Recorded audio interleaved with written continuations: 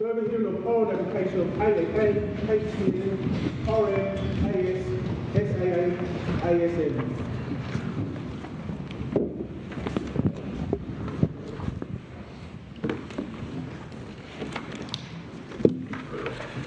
Mr. Hussain.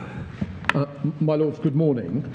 My Lords, we have reflected overnight on your Lordship's question about the relevant test for appellate intervention in human rights cases, and our position, in common with Sir James, remains that set out in our case. Court of Appeal were entitled to interfere with the Divisional Court's ruling on Article 3 if it was wrong, and that test of wrong applies to this court too. We say that because there's recent direct consideration and approval of that test and what it means by this court in the Manchester case and in the Z Hackney case. Neither I nor Sir James have approached the appeal as an appropriate case in which to re-argue that jurisprudence from first principles and invite your Lordship to depart from any of it. So what does wrong mean? Greater Manchester inadequacy of flaws in reasoning, overlooking material matters, such that the cogency of the reasoning is undermined. Henderson-Foxworth, overlooking material questions of fact, material evidence, misunderstanding evidence. They're cognate issues, obviously.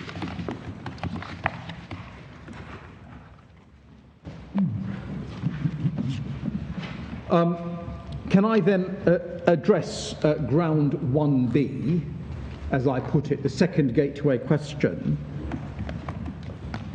And we say that the Divisional Court's judgment was wrong in 5 key respects, any one of which undermined the cogency of its conclusion and justified reconsideration by the Court of Appeal. Now, if your Lordships will allow me, I'm going to do this in headline form and get on to the substance just as Sir James did in grounds 2 and 3 because of the bleeding issue I mentioned yesterday. Many of the points that I'm going to mention now I have to pick up on in 2 and 3 when I defend the majority's reconsideration. You'll see, I hope, in a minute. And I want to leave the detail, so I just do it once and avoid duplication. So the first error was that there was an identifiable flaw in the Divisional Court's reasoning because it failed to consider 5 pieces of relevant, indeed critical evidence as to the state, past and present, of the Rwandan asylum system and Rwandan practice as regards reform. That wholesale failure undermined the cogency of its conclusion. So this is the first error. 5 pieces of evidence. Firstly, it only recorded some of UNHCR's detailed evidence at 53. For example, it missed the role of the DGIE, its extra legal role, one example, and then having only recorded some of it, it then arbitrarily, with respect, cherry-picked 2 points at 55. I don't mean that pejoratively, sorry. I shouldn't have said that. It arbitrarily selected 2 points at 55. There's a mismatch between 53, even if you assume that's a faithful recording of the UNHCR's evidence. It's not, but only then deals with 2 of those issues. Second piece of evidence it failed to consider. It did not address Rwanda's patent misunderstanding of refoulement and its refoulement practices, including by reason of bias against Middle Eastern and Afghan asylum claimants. Third piece of evidence it overlooked, Israel-Rwanda. It regarded that as irrelevant, paragraph 68. I can't give you a paragraph to the second point because it's just not there. Fourth piece of evidence it failed to record or address was the in-country denial of access to asylum procedures, it appears on the basis of foreign relations, DGIE. Again, I can't give you a paragraph number in the Divisional Court's judgment, it's just not there, despite the very extensive evidence and submissions that were made on the point. Fifth piece of evidence, it didn't record or address the issue of executive capture of the Rwandan judiciary. Again, can't give you a reference, it's not there. And I just want to give you one reference to the transcript to show you that this was very much before it. There were some suggestions in the Court of Appeal that this issue wasn't before the Divisional Court in the way that we are now deploying it. With respect, that was wrong on part of the Court of Appeal. The references in the Court of Appeal are Lord Justice Underhill 217, the Lord Chief 513. He said this was a nascent point, and it was developed. And the reference, I'm just going to give you one reference to the transcript, 3806 to 3807A. Those are 3 pages, 2 from my reply and 1 response from Lord Justice Lewis, saying he found it helpful. The net result is that unless the past and present were totally irrelevant, the Divisional Court's decision was wrong because it made no findings and no assessment of the present Rwandan system. All 3 judges considered that the past and present were relevant, all 3. Master of the Rolls, 91 to 93, Lord Justice Underhill, 144, 149, 270, the Lord Chief, 470, 493, 500, 502. The Secretary of State's submission that the assurances are a fire break with the past of peripheral relevance at best is against the unanimous Court of Appeal. We say to have a safe fire break, you have to first ascertain what the problem is, where the fire is likely to spread, where the particularly combustible elements are located, how intense it may be, whether it's controllable at all. That's the first error. The second error, and I'm going to come back to this in detail, these points, as I said. Second error, the Divisional Court had seen the issue as my learned friend contended and contends as essentially unifactorial, turning on the MEDP. It regarded the assurances as a panacea. And you see that from Divisional Court 57, 62 to 66, 71. That was a significant error of principle, a flaw in its reasoning, which led it to fail to consider material factors and which undermined its conclusion. Will you be explaining later why you say it's an error of principle? Yes, in some depth, absolutely. I don't need to say that because of Manchester, because of Manchester's clarification of the earlier case law. I think it was just Lord Neuberger in an earlier case. But I say it.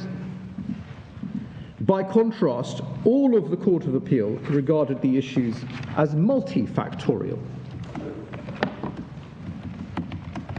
The third error, and the key error, was the Divisional Court's elision of the Secretary of State's assessment of good faith and ability to deliver. All 3 judges, again, recognised the fundamental importance of the latter issue and the fact that the court needed to go beyond looking at assurances on their face and considering capacity in a qualitative, not just quantitative sense. And we see that Master Rolls 84, 91, Lord Justice Underhill 261, 270, the Lord Chief at 471. And this was an error of law or legal principle. Like, I didn't need to go that far, but we say it was on the part of the divisional court. Again, the submission goes past the Lord Chief Justice. It's inconsistent with Raymond. It's inconsistent with my Lord Lloyd Jones in Zabolotny. The fourth error is that the divisional court gave itself a misdirection based on a misreading of the authorities that UNHCR's evidence carried no special weight. That's divisional court at 71. All three judges, again, disagreed. Master Rolls 13, Roman 3, 87, Underhill, Lord Justice Underhill 136, Lord Chief at 467. I'm going to let my learned friends develop that in due course. I'll touch on it, of course. The fifth error is that the divisional court totally failed to consider how long remedial measures would take for the defects in the system to be remedied, if indeed they were capable of remedy at all. For example, executive capture, bias, extra-legal practices of the DGIE. That's divisional court at 65. It did not consider the temporal issue at all. See the Master Rolls at 95, referring to structural changes and long-term capacity building. 104, structural institutions persisting. Lord Justice Underhill, 261, 271, 272. And just finally, those are the five errors. Finally, it's very clear, as my Lord Sales observed yesterday, that Lord Justice Underhill reached the conclusion the divisional court was wrong. That's at 129 and 270. The Master Rolls in substance did so as well in our submission, and we can see that from paragraphs 87, UNHCR, paragraphs 89 to 91, relevance of past, paragraph 91, importance of focusing on capacity, not just good faith intentions. At 92, 95, 104, time it would take to remedy the defects. 96 to 97, failure to consider UNHCR evidence of refoulement. And 101 to 102, Israel-Rwanda relevance. But of course it doesn't matter if your lordships think that his judgment should not be read in that way. My submission is your lordship should find that the divisional court was wrong on those bases. So that's ground 1B. Thank you very much for allowing me to do it in headline form. And I'm going to develop those points now, turning to grounds 2 to 3. The issue in grounds 2 to 3 is whether the Court of Appeal was wrong in its reconsideration of the refoulement issue, SFI 23 sub 3. Passing reference in Sir James's case to that, we have one line on wrong at paragraph 54 of his case. Many of his criticisms do not meet that standard. We accept that some do, if they are made out, most notably the approach to assurances, the relevance of the past, including Israel, and UNHCR expertise. We recognise that those are points that would meet that threshold. Everything else in our submission doesn't. It's either mere disagreement or it's something that does not undermine the cogency of the majority's conclusion. I'll explain that when I develop the points. But I'm going to focus on the points I mentioned, together with the issue of ex facie, the relevance of ex facie compliance, the idea that, in theory, the assurances deal with all the problems. I'll deal with that. And I will also deal with monitoring and non-return, since they feature prominently in the Lord Chief Justice's dissent. I'll focus on those. I'm going to deal with everything that's in his case. But I'm focusing on the big points: approach to assurances, relevance of past, UNHCR expertise, ex facie, monitoring, non-return, plus the other issues that are raised in this case. Just to frame my submissions, a word on the Lord Chief Justice's dissent, if I may, or a few words. It's inappropriate for my learned friend simply to point to the dissent, because the Lord Chief Justice did not identify any basis on which the Court of Appeal majority was wrong. It's disagreement territory. He proceeded to reconsider the facts with great respect, even though he had found that the Divisional Court had given itself a correct self-direction. We see that at 493.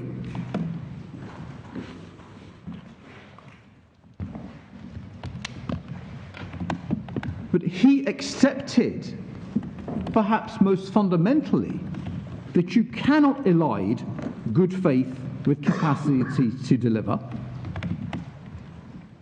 It's no good Sir James saying, in this case you can't. As far as he was concerned, the Lord Chief was concerned, he said you couldn't in this case. And perhaps even more importantly, the Lord Chief Justice said that the government has no special expertise on that the latter question, 471. He did not regard capacity as merely turning on numbers. He saw it, like Lord Justice Underhill and the Master Rolls, as qualitative as well as quantitative. See 466 to 467.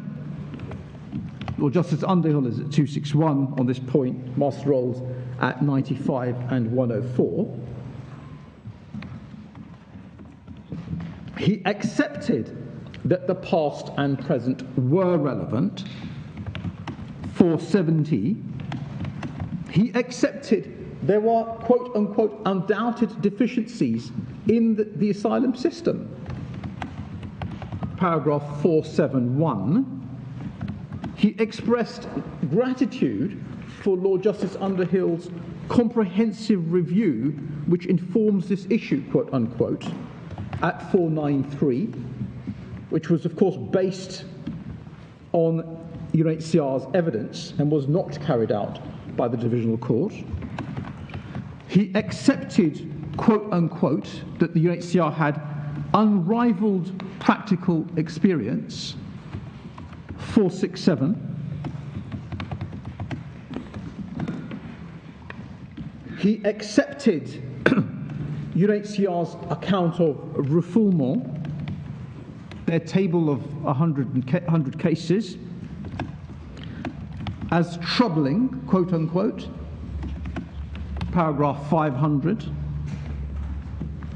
And paragraph 502, he shared the concerns of UNHCR about whether those involved in the RSDC have sufficient training and expertise to deal appropriately with asylum claims, and also whether what are reported as ingrained attitudes of skepticism towards claims made by Middle Eastern nationals will be influential. There is certainly evidence of poor practice. That's 502. That's the dissentient. He disagreed with the majority. I emphasize not identifying any basis on which they were wrong. I'm using wrong throughout my submissions in the technical sense. He disagreed essentially as to the weight that the majority placed on monitoring and incentives for compliance, 511, and that their view, secondly, and their view of risk of refoulement in the light of the plus refoulement issue, as Sir James put it, 499 to 501.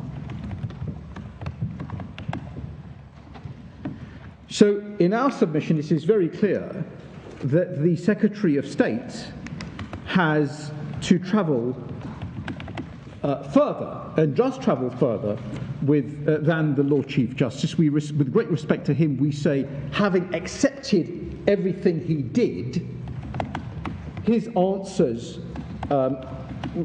first don't demonstrate that the majority were wrong, but really don't justify the conclusion that he came to. The Secretary of State's tack is not to endorse him, but to go much further. And that shows, we say, the ambition of Sir James's case. On the major issues, elision between good faith ability to deliver, relevance of past UNHCR expertise, the Lord Chief was with the majority. So the first main issue, the court's approach to assurances. This is our case at 54, Sir James at 81. He says that it's wrong when assessing the reliability of assurances to distinguish between the question of whether a government intends to abide by assurances and whether it's able to do so. First point, the questions are obviously distinct. They were treated as distinct, for example, in Ottman. At page 7522, you have the court quoting from referring to Mr. Layden and saying there was sufficient evidence for it to conclude that the assurances were given in good faith, and that was one of the factors, quote unquote, that made strict compliance with both the letter and the spirit of the MOU more likely. All three judges saw a distinction. I've already referred to the Lord Chief Justice at 471. He referred to the need to look at the capacity of the system to deliver. I've already said he correctly regarded UNHCR's capacity concern as not simply turning on numbers, 466, 467. Lord Justice Underhill, at 270, accepted that great weight should be given to the government's good faith willingness assessment, but the real issue is not the good faith of the government of Rwanda at the political level, but its ability to deliver in light of the present state of the Rwandan asylum system. That's 270. 261, aspiration and reality don't necessarily coincide. Not an answer to say Rwanda can decline to accept more RIs, relocated individuals, than the process can cope with. And similarly, the master rolls at 84, not an answer to say good faith. Question is, in light of events on the ground, would the assurances be complied with? And 91, the likelihood of promises being performed must in part be judged by reference to what has happened in the past and the capacity and capability of the entity making the promises to keep them. So James says, at 77 to 78 in his case, that the assessment of both issues, good faith and deliverability, attracts equal and great respect on grounds of expertise and constitutional grounds. I want to first address, if I may, the expertise issue. The idea is, as he puts it, that the courts aren't institutionally well equipped to make such an assessment. I'll come on to the political judicial judgment in a moment.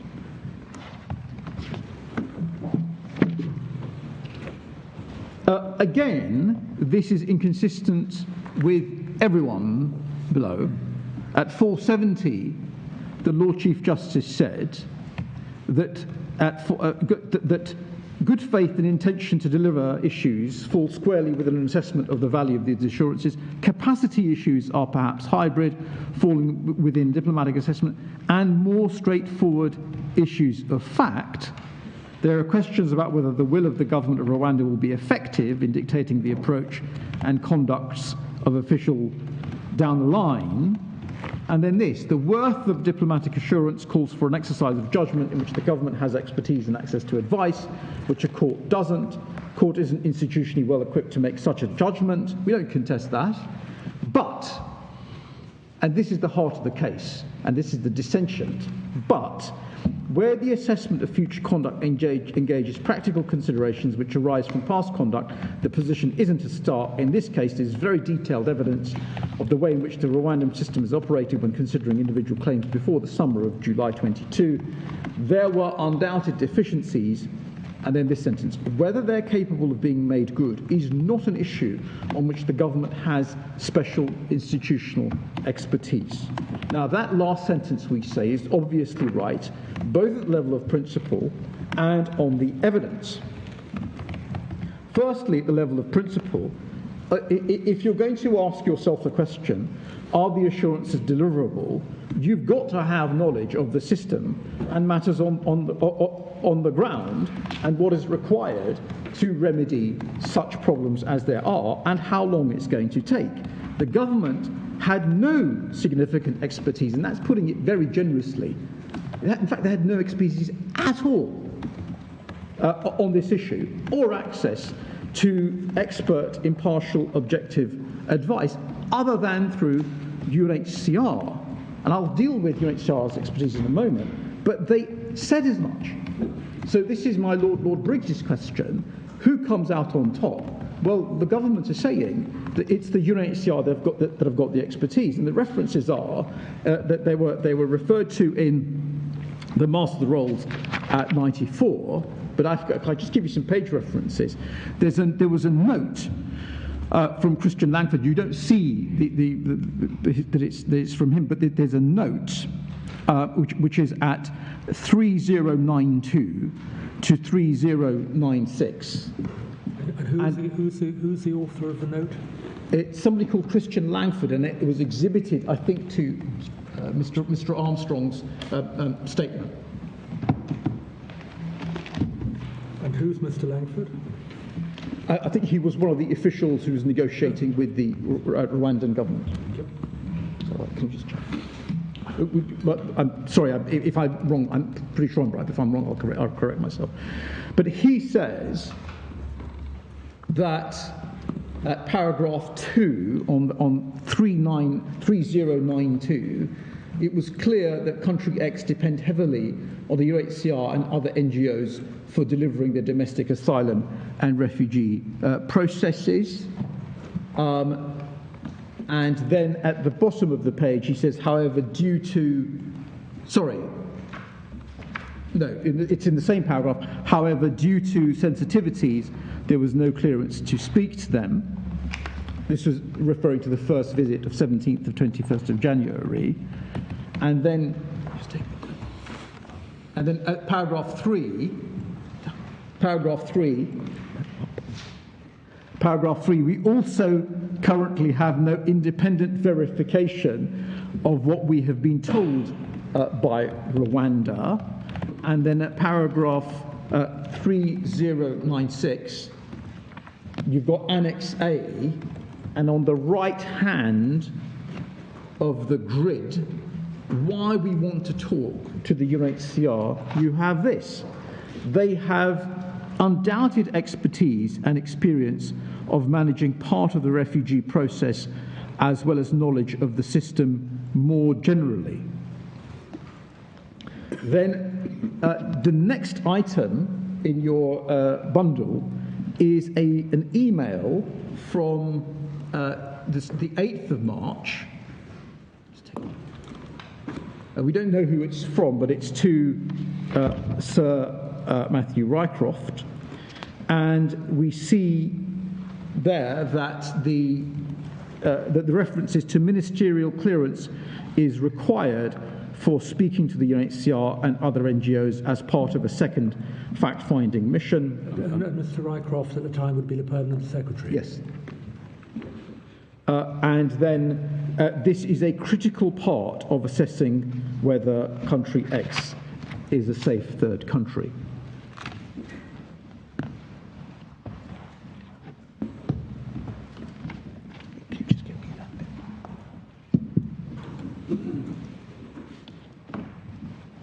So the expertise is accepted of the UNHCR.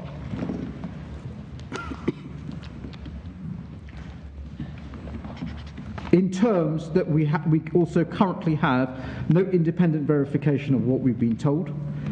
UNHCR undoubtedly have expertise of the system more generally, and knowledge of the system more generally. And I'll come back to how it is said that the government suddenly acquired expertise, but a month later. You look at the timeline. This is March. The MEDP is signed on the 13th of April. In a month, it is said, in an answer to my Lord Briggs, Sir James says, negotiation. So a month. That's how they get the expertise. UNHCR have been there for 30 years.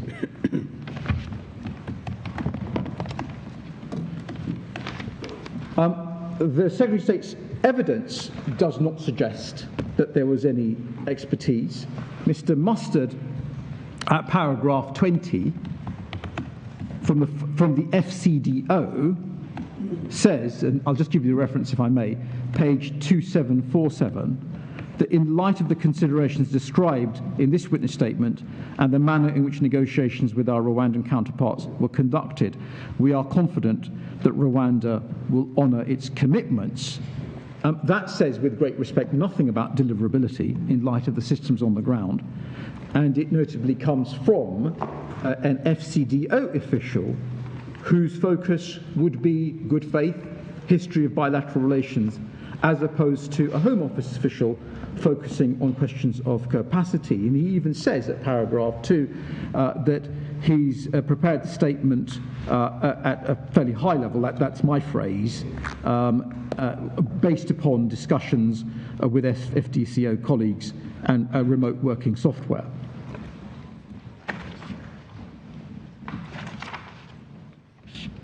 So we respectfully submit that there was no access to expert, impartial, objective advice as to deliverability.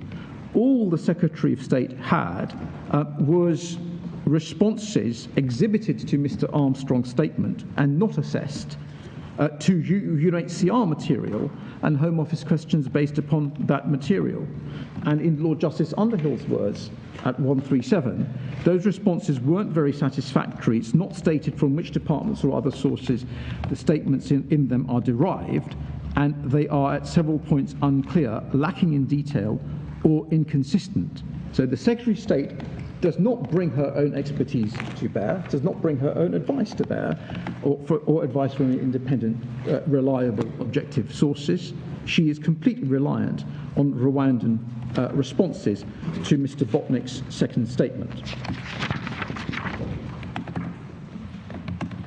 The next point, my lords, is that at the level of principle, this is unsurprising. And the reason it's unsurprising is that at the level of principle, His Majesty's government do not have significant institutional expertise in devising or correcting seriously defective asylum processes. It's not what we do. There's no evidence to that effect.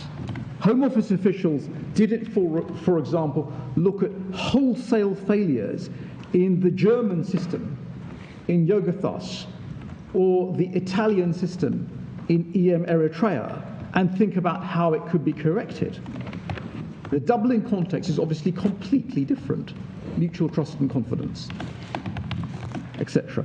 So this appears, as the UNHCR say, to be an unprecedented situation.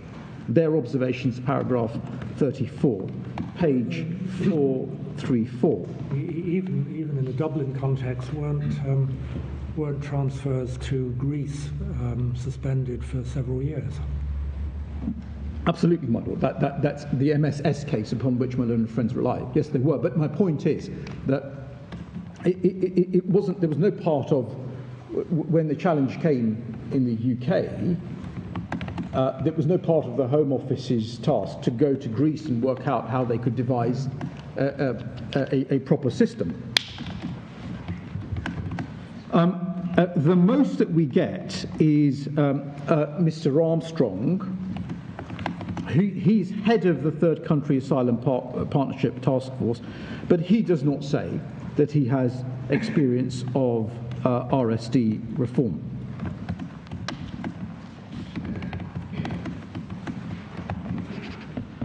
And then Sir James's answer to my Lord Briggs, the idea that expertise was acquired through negotiation in some months in 2022. That's the divisional court at 71. Firstly, I've already made the temporal point.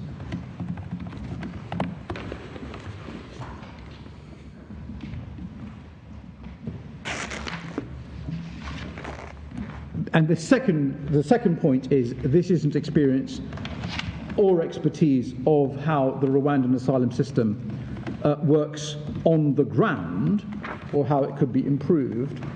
And what you have, as again I've said, is uncritical acceptance. Lord Justice Underhill, paragraph 268, he described the Home Office's uncritical, too ready to accept Rwandan responses.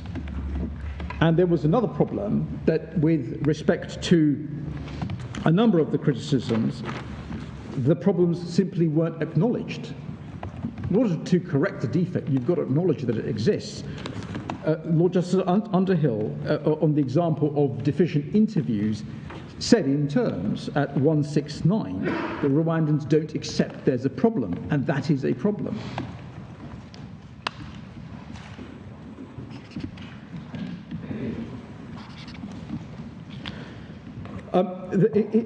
Can it be said, as Sir James says, that the court isn't institutionally well equipped to make a judgment on deliverability?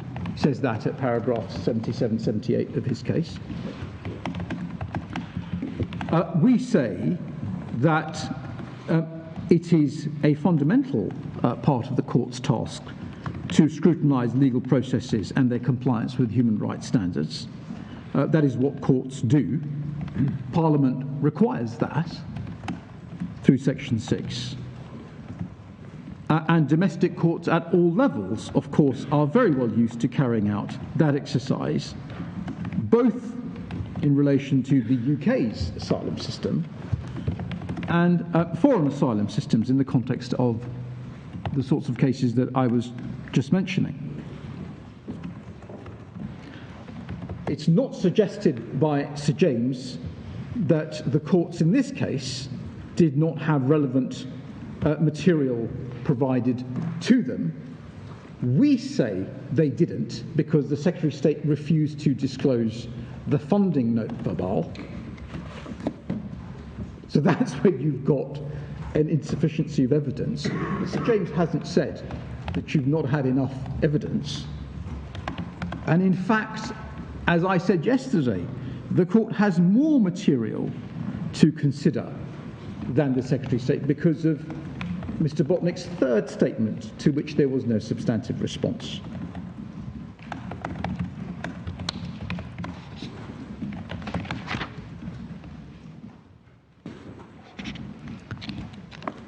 And then your lordships have the point about special responsibility.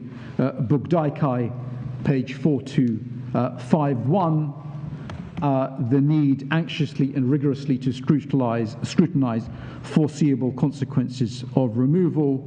EM Eritrea, Lord Kerr, at page 5608, and Lord Justice Simon Brown in Turgot, pages 4477 to 4478. This is not an area in which the court will pay any special deference to the Secretary's conclusion on the facts. In the first place, the human right involved here is both absolute and fundamental. Secondly, the court here is hardly less well placed than the Secretary of State himself to evaluate the risk once the relevant material is placed before it. That was in a judicial review context. It's a fortiori now. It was a pre-Human Rights Act case.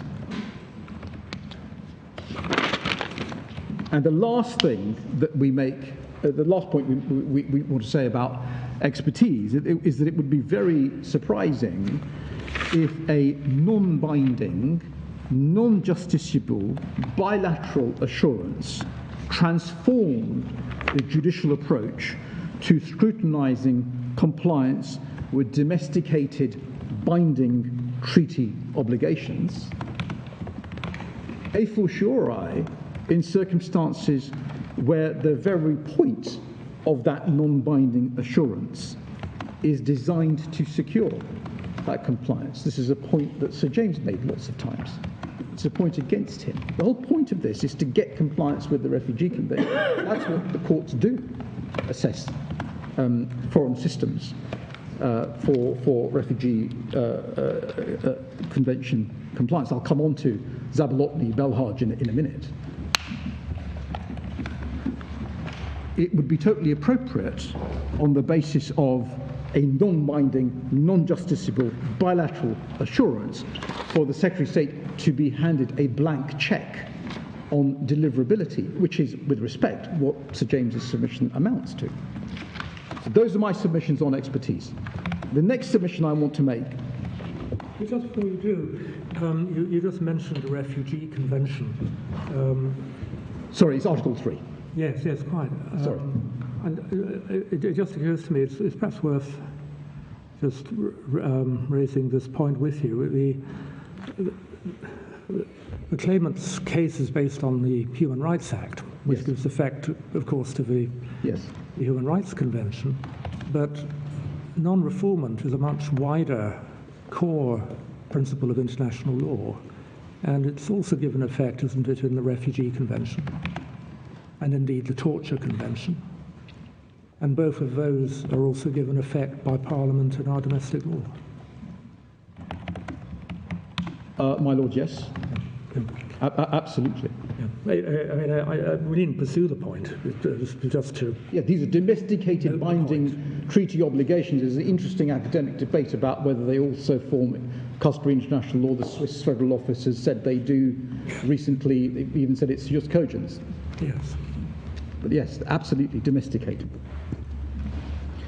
The next point I wanted to make is that the Secretary claims at 76 to 79 of her case that her views on deliverability command respect on both constitutional grounds and because her assessment involves prediction.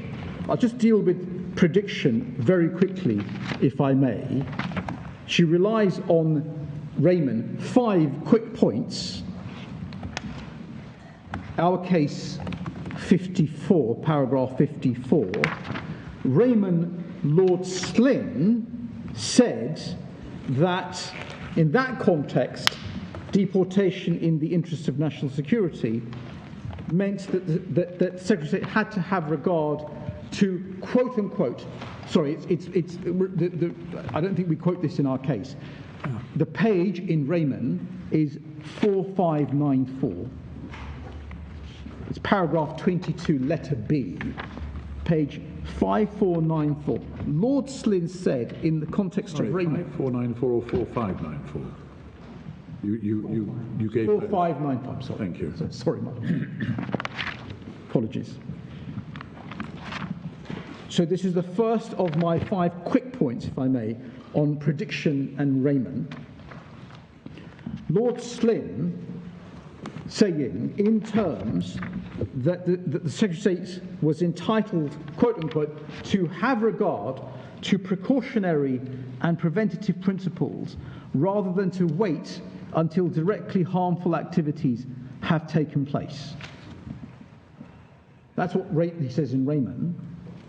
Second point, of course, those precautionary and preventative principles operate in our favour, not the Secretary of State's, because the Secretary of State's duty is to avert or prevent Article 3 risks, just as, or not to set in train, or not to subject individuals to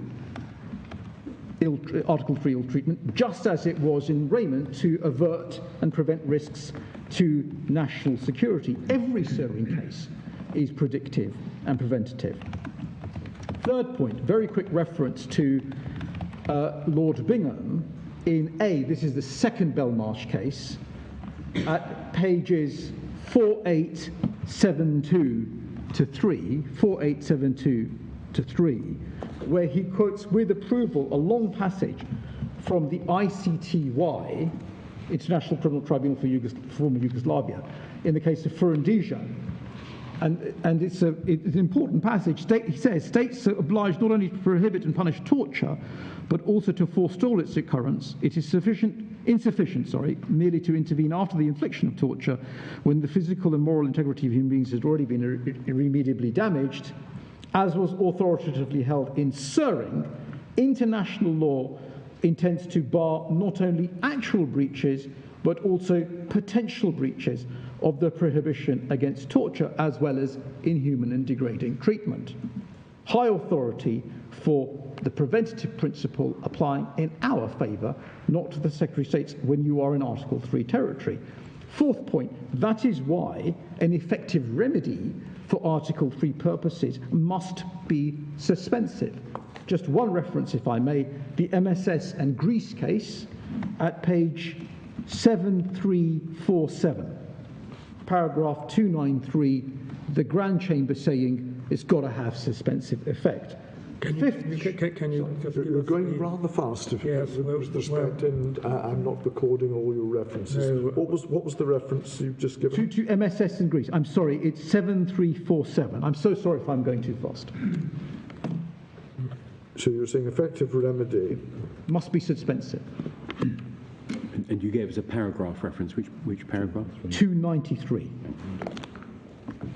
And what they say is, in view of the importance the court attaches to Article 3 and the irreversible nature of the damage, they mean normatively irreversible, nobody has a time machine, irreversible nature of the damage which may result if the risk of torture or ill treatment materialises, effective remedy must have suspensive effect, skipping some words. So the preventative paradigm is absolutely in play. Not enough to have a post hoc remedy. Even in the context of detention, you have false imprisonment. Habeas is the better remedy, but false imprisonment is contemplated as a remedy after the effect. Here, the preventative paradigm is the governing paradigm. And it's the fifth short point I wanted to make, is why the somewhat pejorative reference, both in Sir James's case and his submissions, to the idea that we have launched a quote-unquote preemptive challenge is wholly misplaced. What are we supposed to do? Wait until a client is refooled to be told, well, your case is an academic. So those are my 5 points on why his submissions involve a reversal of precautionary and preventative principles. I want to make 4 short points on the issue of constitutional grounds for deference. First point, Lord Hoffman in Raymond, our case at 49, and it's page 4603 of your bundle. Raymond at paragraph 54, Lord Hoffman, quote unquote, the executive enjoys no constitutional prerogative on the Article 3 question.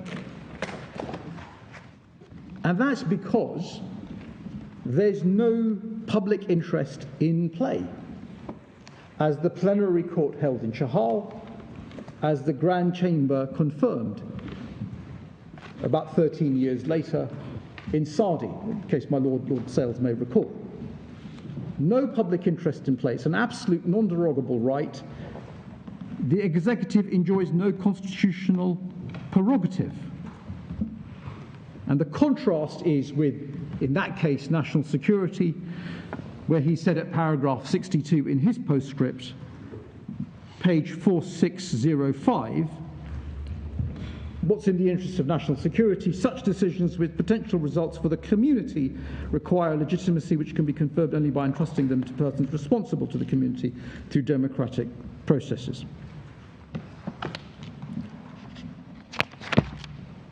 And your lordship, the President, discussed those passages in Begum at pages 6603 to 6606, paragraphs 51 to 62. The second point I wanted to make, sorry if I went too fast. The second point I wanted to make is derives from the observations of my Lord Lloyd-Jones in Zabolotny, our case 52. So this was in the context of an EAW extradition request, mutual trust, fully in play, and in the context of an assurance given to a third state. And what my Lord said at paragraph 45, page 6644, was, quote unquote, there is no room here for the operation of any exclusionary rule which would prohibit the court from ruling on the reliability of an assurance given by a foreign state. And your lordship referred to Rahmatullah and Belhaj, Lord Sumption, effectively saying that foreign state immunity doesn't arise where you've got, and courts look at institutions in the context of deportation and removal and examine assurances. That's 45 in Zabolotny. The third point I wanted to make is that my learned friend's submission is patently inconsistent with what is called an obligation in Ottman. And this is our case at paragraph 51. It's patently inconsistent with the obligation in Ottman to examine whether assurances provide, in their practical application, a sufficient guarantee. That's para 187, the paragraph Sir James accommodated me on yesterday. Para 187 from Ottman, page 7519. Thank you, Mr. Wardell. 7519. And the court there said that assurances constitute, quote unquote, a further relevant factor. So they're not dispositive. They're part of the assessment. They don't transform the assessment. It said assurances are not in themselves sufficient to ensure adequate protection. I'll come back to that when I look at the ex facie submission. Your lordships will immediately see how inconsistent that is with the idea that you look ex facie coverage.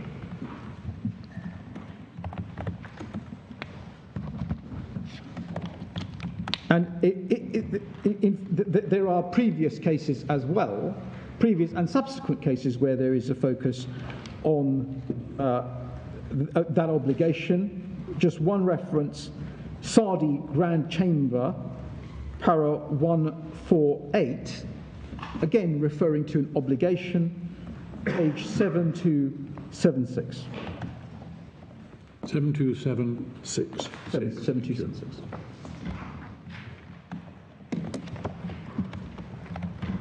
And so the last point, to summarise, the presence of assurances doesn't magically alter the required approach. According to Sir James, the field narrows to the Home Secretary alone, the court is excluded, So is the UNHCR. Notwithstanding the Human Rights Act, her case is that the assessment of Rwanda's capacity to comply with the assurances is effectively final. If that's right, then SIAC has been in error since its inception in 1997. Lord Hoffman was wrong in Raymond. My Lord the President was wrong in Begum. It would mean that my Lord Jones was wrong in Zabolotny, unanimous Supreme Court. It would mean that Ottman is constitutionally unacceptable at the domestic level, despite it being repeatedly accepted and implied, and it would ultimately mean that the court would be abdicating its responsibility given by Parliament under Section 6 of the Human Rights Act in favour of a policy, an agreement and an assessment of the executive alone with no parliamentary imprimatur.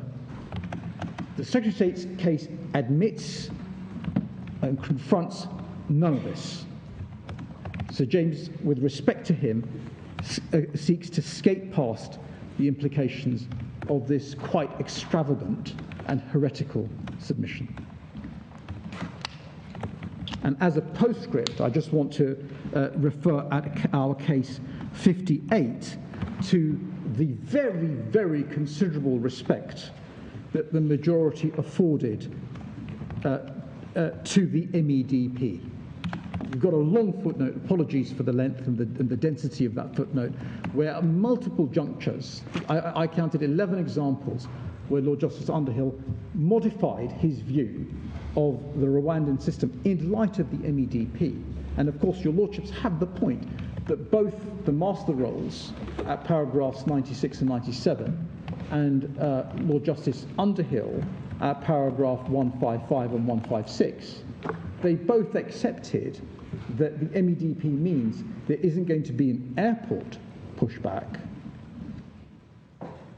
But that didn't mean that that very quote-unquote troubling evidence, that's the Lord Chief, troubling evidence was irrelevant because it showed either a misunderstanding of non-refoulement or a deliberate disregard, that was the phrase, of Refugee Convention obligations, together with decision-making based on bias and external relations. Well, the friend's case is this arbitrary decision-making should somehow, we should just assume it's not going to apply because of the MEDP. It doesn't properly engage with the gravamen of those examples. I'm sorry, I'm getting ahead of myself. The point I was trying to make was that the majority gave very considerable respect, not just good faith, very considerable respect to the MEDP. Where they thought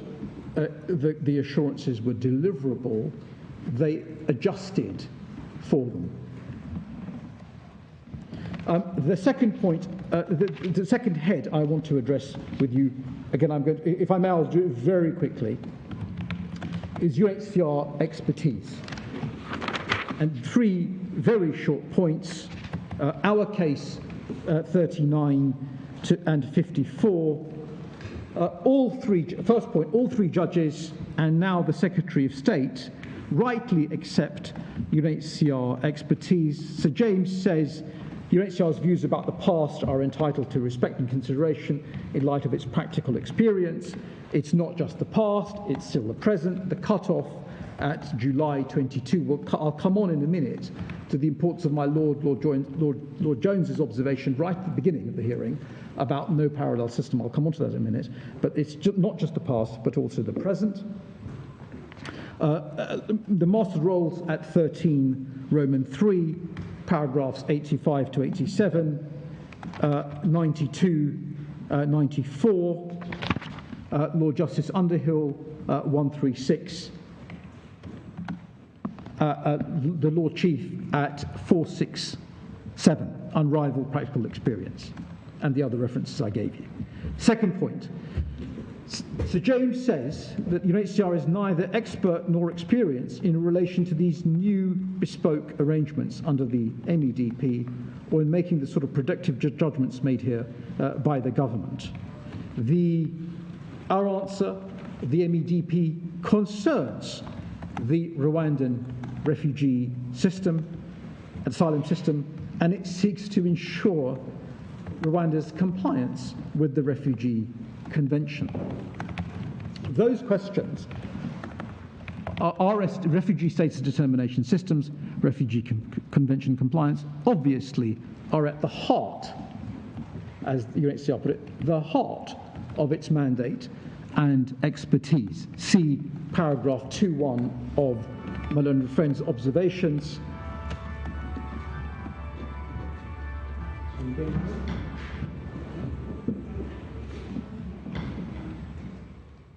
Heart of their mandate, observations in the Supreme Court paragraph 2.1 and in the Court of Appeal at 16.2, it's put at slightly greater length there, pages 2197 to 98, 2197 to 198.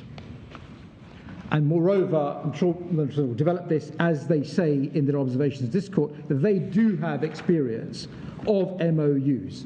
Their observations 5.3.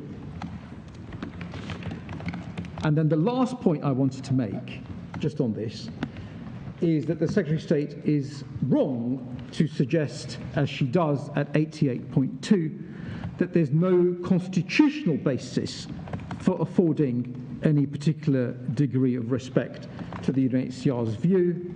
That is, with respect, an own goal to raise that issue, because there's no constitutional basis to respect the Secretary of State's view in this case, in this context, Article 3, no public interest balance.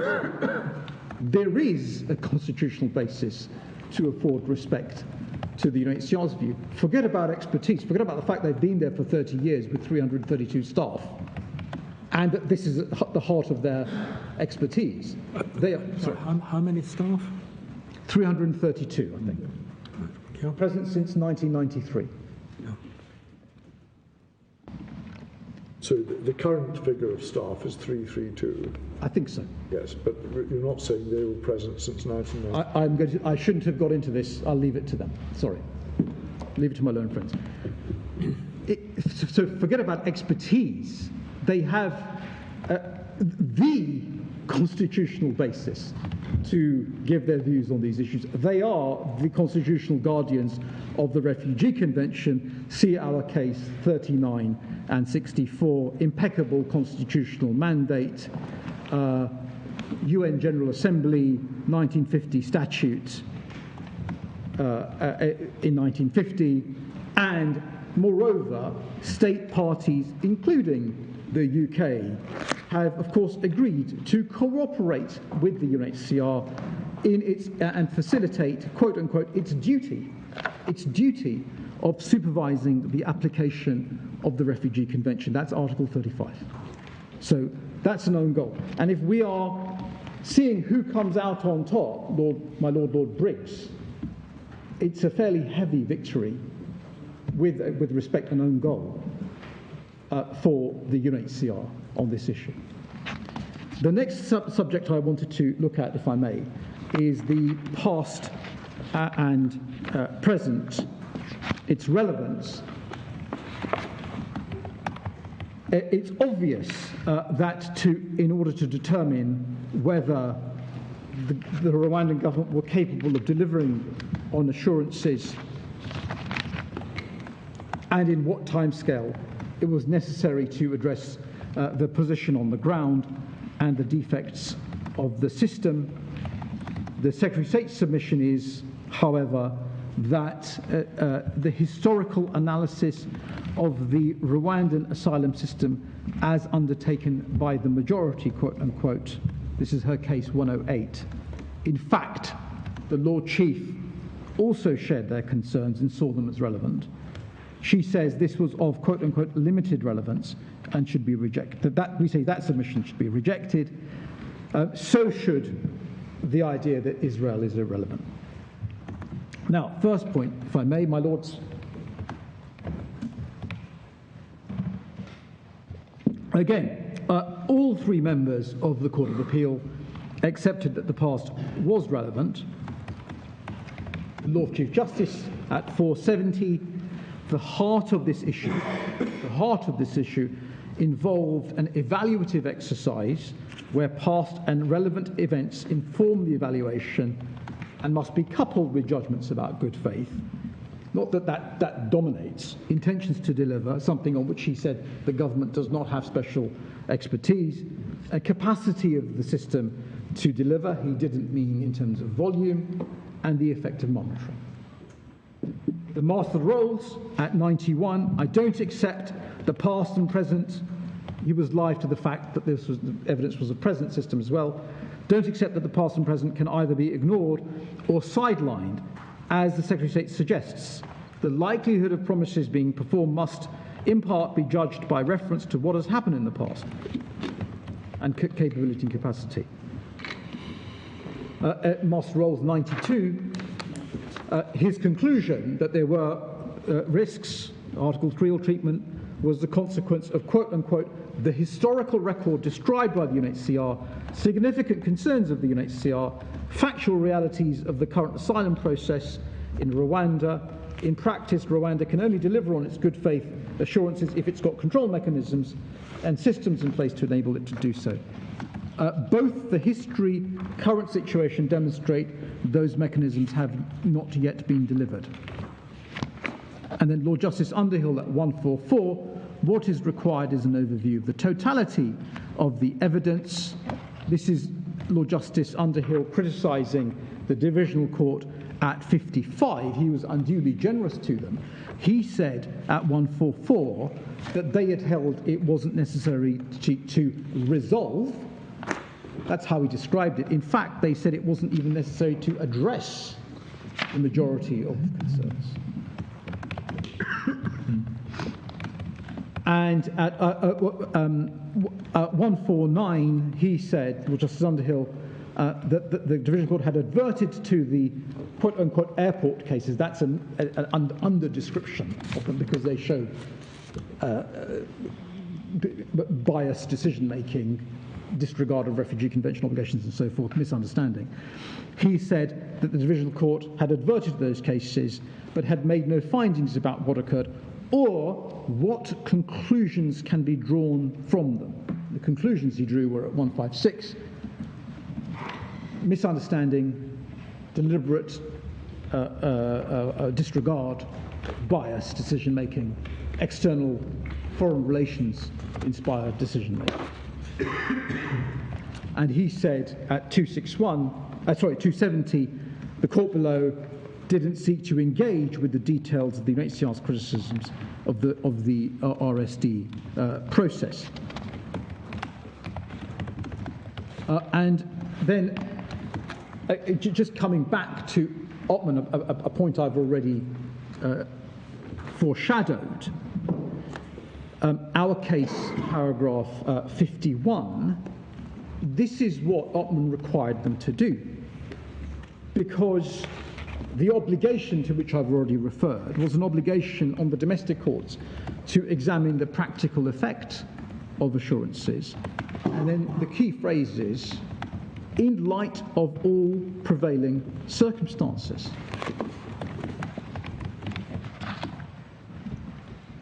And the receiving state's past record, that's one of the factors.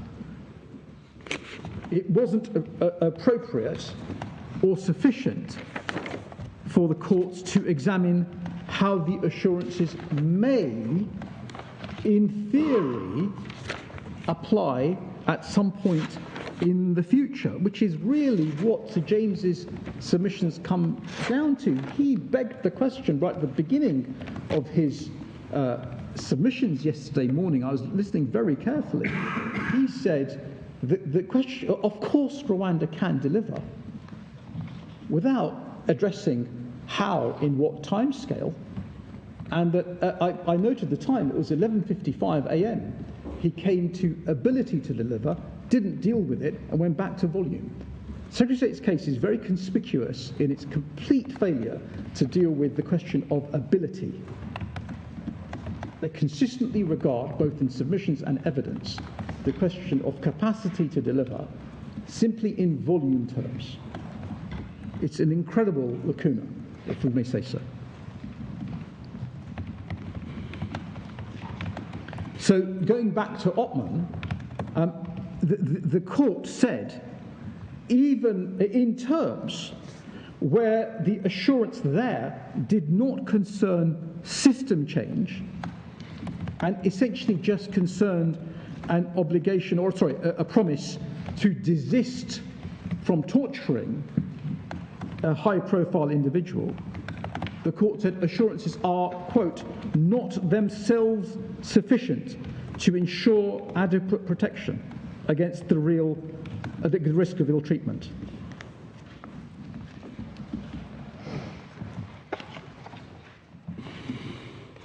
And that passage in Ottman, or those passages in Ottman, were endorsed in Zavalotny by Lord Lloyd Jones at paragraph 38 of his judgment for the court. And that's at page 6641. The next point I want to make is a really important one, the point that my Lord Lloyd Jones made very early on in the hearing about no parallel system. The ministerial view on the Rwandan side is this, and the reference is page 3208, paragraph 16 of a statement dated the 2nd of July 2022. This is a statement for the minister on the Rwandan side. She says, it should be stressed that the government of Rwanda will not have a parallel RSD process. She continues, the government of Rwanda has launched an adapted model of the RSD process to best process the expected claims. And the idea being that everyone will benefit. It's not a parallel system, everyone benefits. And similarly, we see that officials lower down the chain, if I can put it like that, had said the process is already in operation. This is not a new process, and this is an exhibit to, I think, Mr. Williams, his statement, and the reference, is page 3201. And the context for that answer is Mr. Williams had suggested, by way of, quote unquote, a soft ask, whether all new non-MEDP asylum seekers could be put through the new MEDP process. And the government's response was, the Rwandans' response was, the process is already in operation. This isn't a new process. And that's also the ministerial view. So with great respect to him, the Lord Chief Justice was wrong at paragraph 502 to say, I mean wrong in the non-technical sense. I can say it in the non-technical sense, because we had a majority. He was wrong at paragraph 502 to say there will no doubt be changes in respect of those considered under the arrangement with the UK. Well, the new system had already been launched in April. Why is this so significant, my lords? The reason it's so significant is because even after the quote-unquote adapted model was quote-unquote launched, poor practices persisted.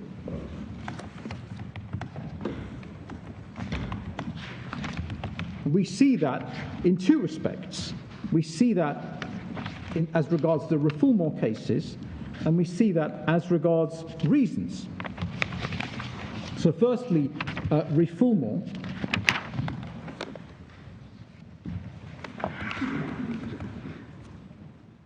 In our case, at 61.2, footnotes 87 to 88, we refer to reformor cases, and the references are, the point I'm going to make is we see that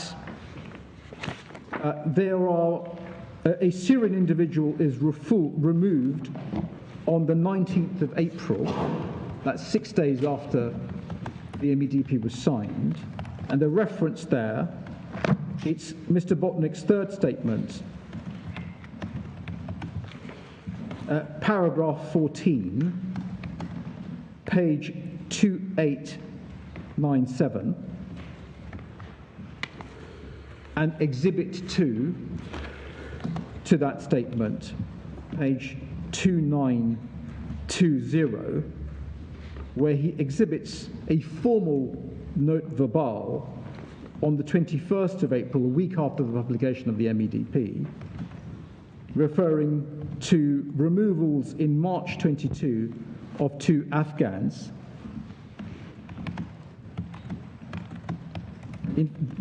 and a Syrian individual removed on 19th of April.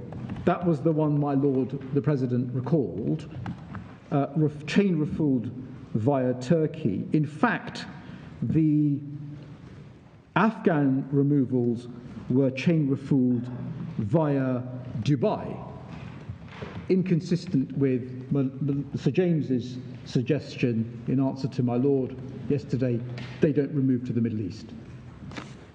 And the reference there is Mr. Botnick 2, page 2482, paragraphs 108B to C, paragraphs 109 to 111.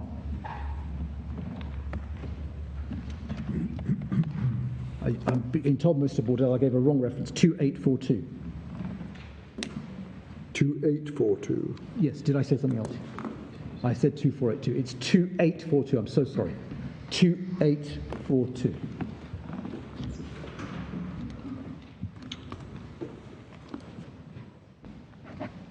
And then also, this is the country X international relations, foreign relations decision making. Mr. Botnick, third statement, paragraph 18, page 2898 to 9, 2898 to 9, and Exhibit 4, page 2927.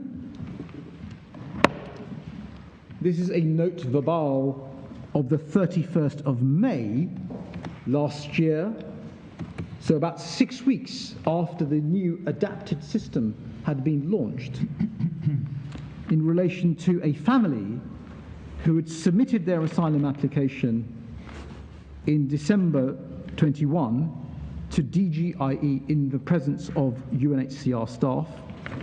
I'm reading from 2927.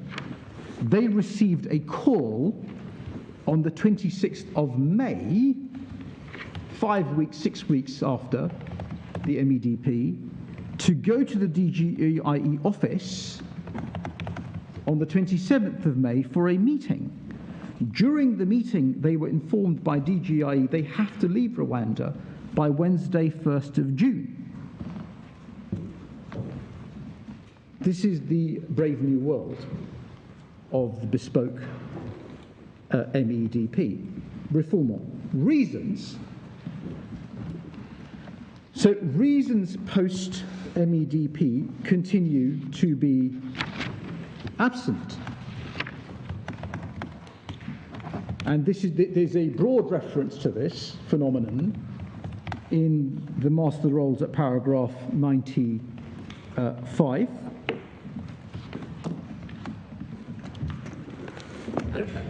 Mr. Botnick, in his third statement, exhibited a refusal letter of the 18th of July of last year. That was a day before our hearing was due to take place.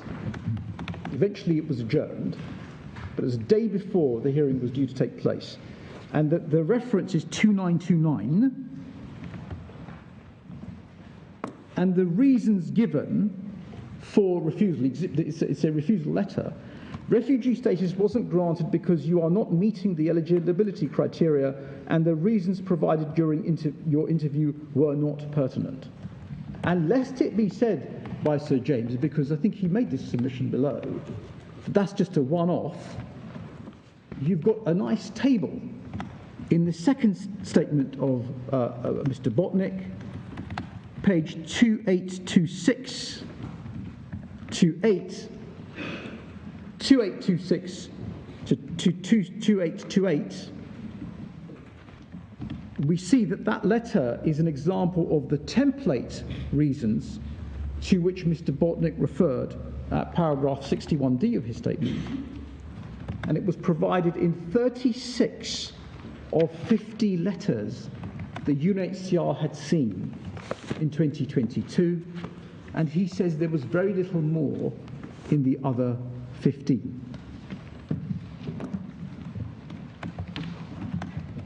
And you'll see the dates, numbers, if I could just give you just a very quick reference, 14 decisions dated 18th of May 22, that's numbers 76 to 88. I can't be right.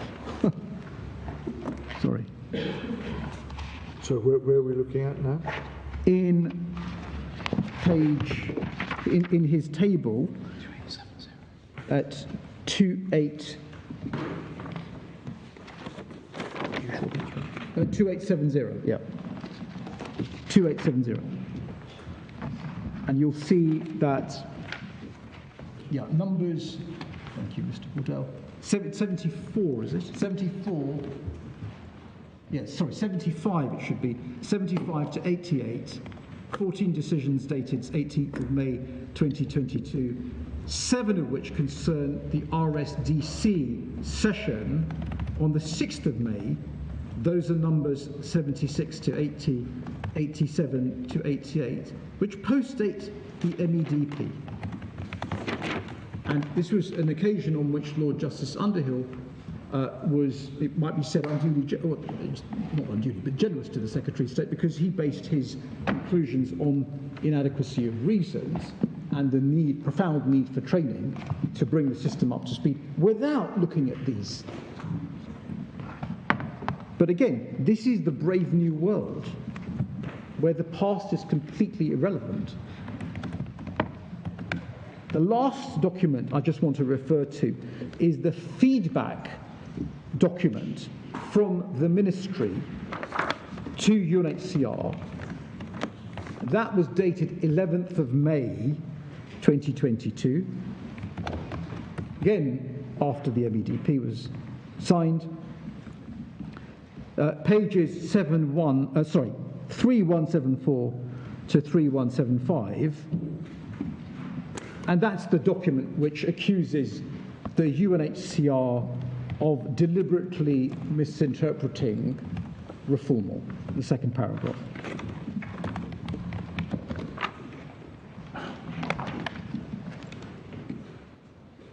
And that's the document, one of the documents that's discussed in the Court of Appeal Master Rolls at 96 to 97, Lord Justice Underhill 146 to 149.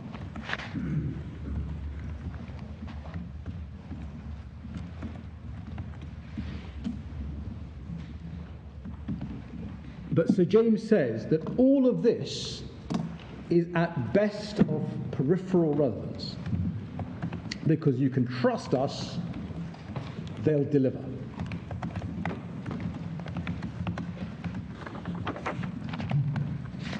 The next point I wanted to make concerns Israel and Rwanda.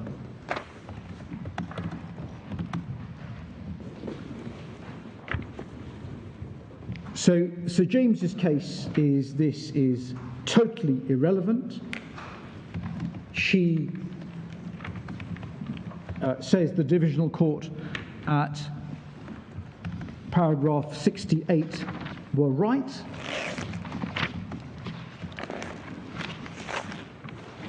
The evidence about what happened is in Mr. Botnick's second statement at para 124 to 125, pages 2847 to 2849.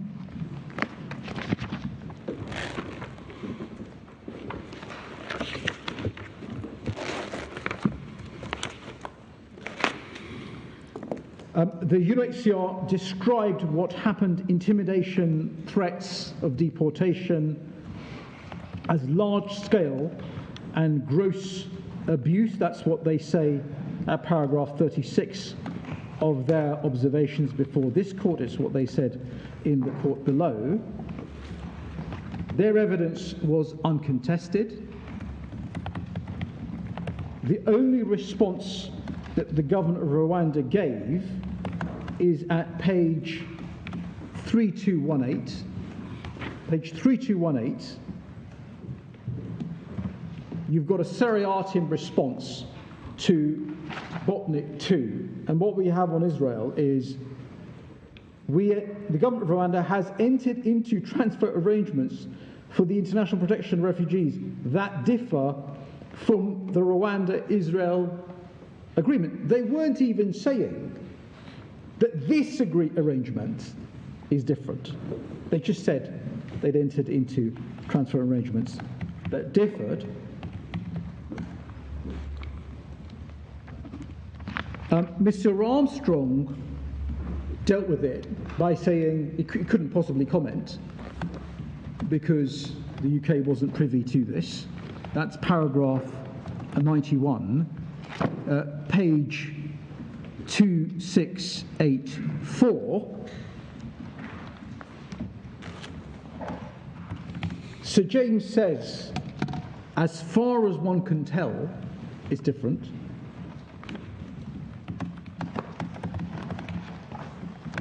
The Secretary states in her written case says that it appears in various respects it was different.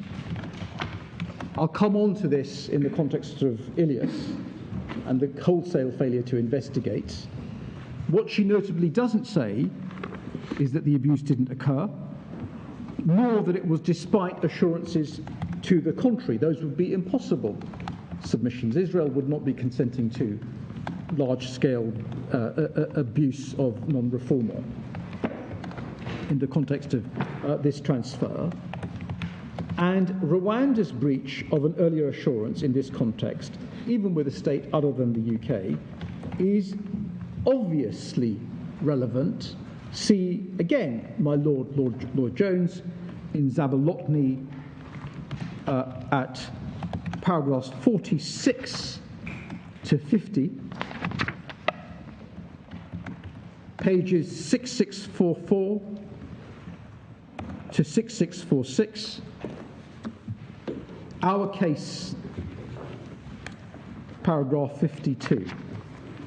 And lest Sir James look at the remainder of that, my Lord will remember, that was a very special, the question of admissibility of evidence was governed by special rules that apply in extradition appeals and so forth.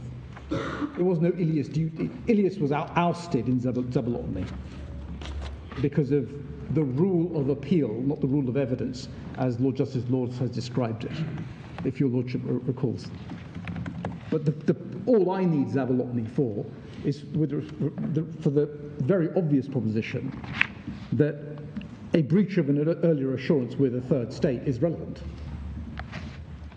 How can it possibly not be? Answer, it's not really, we have a bespoke agreement. We have a hermetically sealed sui generis agreement to which ordinary principles of scrutiny just do not apply. That's what it comes down to.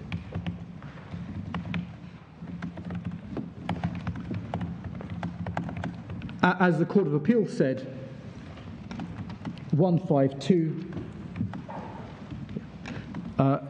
The evidence goes beyond denial of access to asylum, illustrates arbitrary and oppressive behaviour by Rwandan state agents, presumably the DGIE.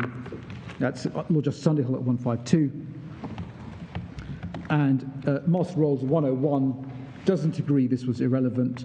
It's illustrative of danger. What was the last reference? I'm so sorry. 101 to the Master Rolls judgment. Yeah, thank you. I don't agree it's irrelevant.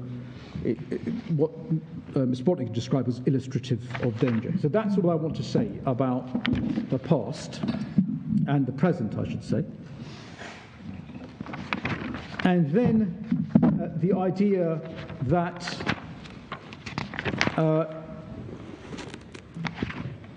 the MEDP responded to core concerns and built-in concerns about capacity development. And I'll take that together with this idea that it's really significant that we haven't challenged the ex facie coverage of the assurances. It's very obvious why Sir James says that, because he says it's hands-off the courts, hands-off UNHCR on our sui generis hermetically sealed agreement. And if you look at the agreement, it's in theory broad enough to cover all the problems.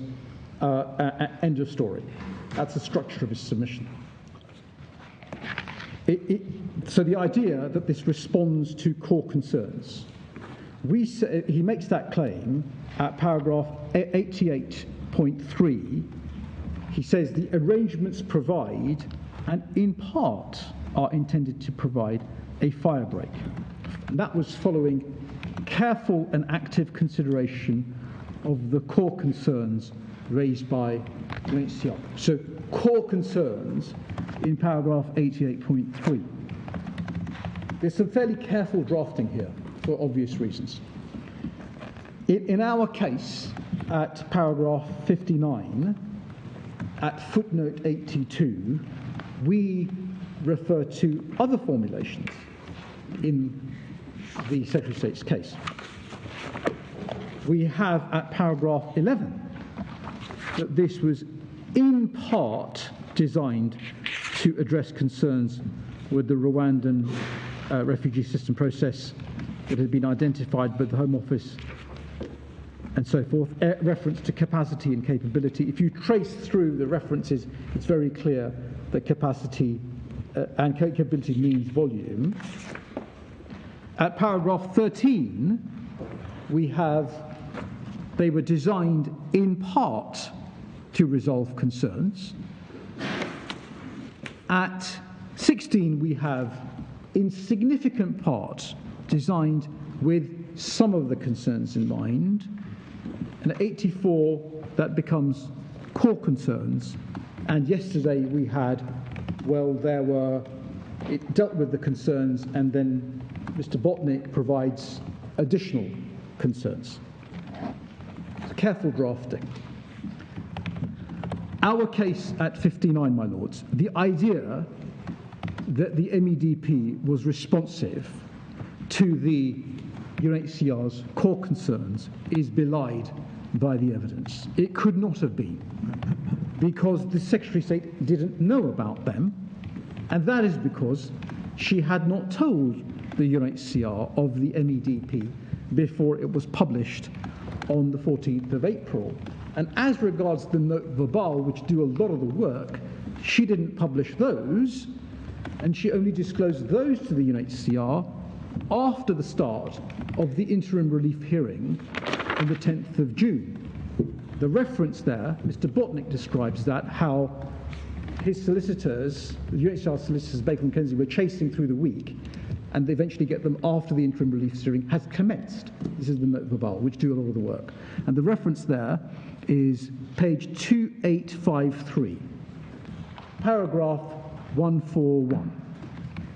That's note verbal. Earlier on in his, just before that, in his statement, Botnick 2, at 130 to 140, pages 2850 to 53, describes the communications and meetings between the UNHCR and the Secretary of State. There was an interview on the 21st of March, but that was, as it were, blind. The UNHCR did not know that this arrangement was in prospect.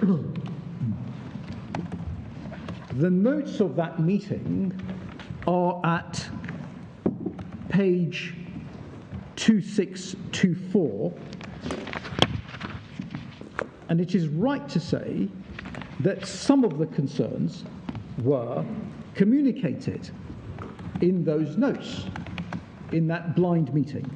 One eligibility officer, bottleneck at DGIE, no reasons, UNHCR tried to give support, gaps in RSDC, lack of capacity turnover, some may not have the right background training, etc. Legal assistance, the right of legal representation isn't recognised. You can't bring a lawyer before the RSDC. Outcomes, rejection rates are higher for the Middle East and other countries. The view is they should go to neighbouring countries. And they refer to the denial of access of 2 Libyans.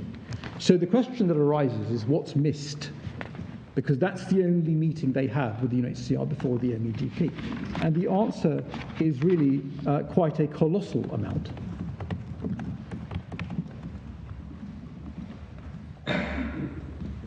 And it's summarised in my learned French submissions at paragraphs 9, 14.3 and 15, when they talk about the inadequacies of the assurances. But the fundamental thing that's missed, is the extra-legal and opaque role of the DGIE in preparing recommendations, making decisions on security and international relations bases if an individual is quote-unquote unpalatable, their understanding of what refoulement means, the scale of the problem, the in-country history of refoulement under Israel-Rwanda, their propensity to abuse and intimidate. That's missed. All of it's missed. Core concerns are dealt with. This is missed.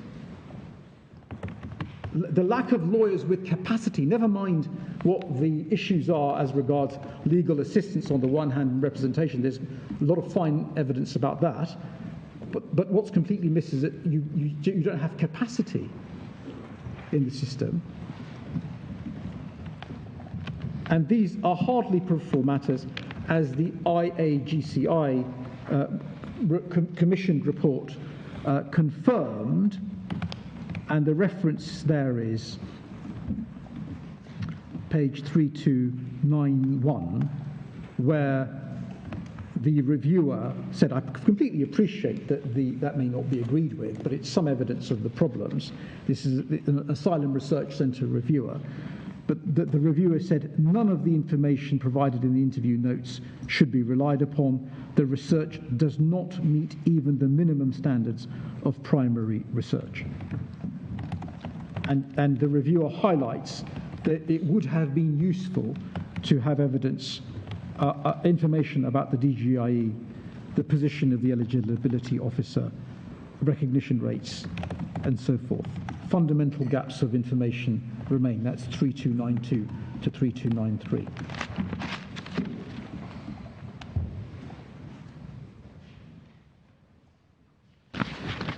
In understated terms, Lord Justice Underhill referred at 268 that it's unfortunate that officials didn't engage with the UNHCR on their first visit to Rwanda in January 22. Their initial intention was to do so.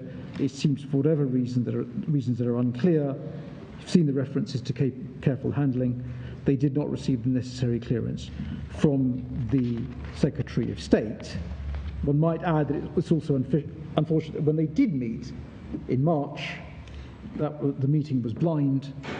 The net result is that it is totally impossible, we respectfully submit, not available to Sir James on the evidence to say that the core concerns that emerge in Botnik 2 were taken into account when the MEDP was formulated.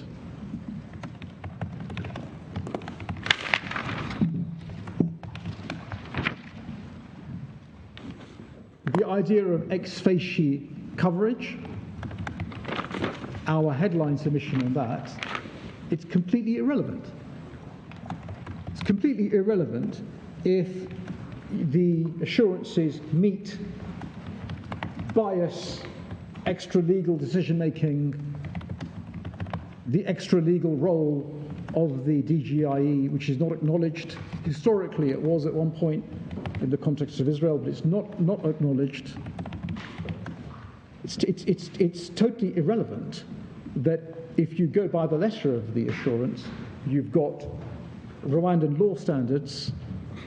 That's problematic for the Secretary of State, given the understanding of the refoulement that Rwanda has. It's irrelevant that decisions are to be impartial. It's irrelevant that you've got to have proper reasons. You can't magic away practices and not address how the assurance is going to be implemented in practice. You've seen Ottman. In paragraphs 187 to 189 of Ottman, the court could not have been clearer on the need for a focus on the practical application and the practical effect of assurances. That is hardly surprising because it's a basic principle, must have been repeated in thousands of cases in Strasbourg, thousands, that human rights, fundamental rights, are to be delivered in a way that's practical and effective rather than theoretical or illusory. Sir James' submission amounts to never mind the practice, look at the theory.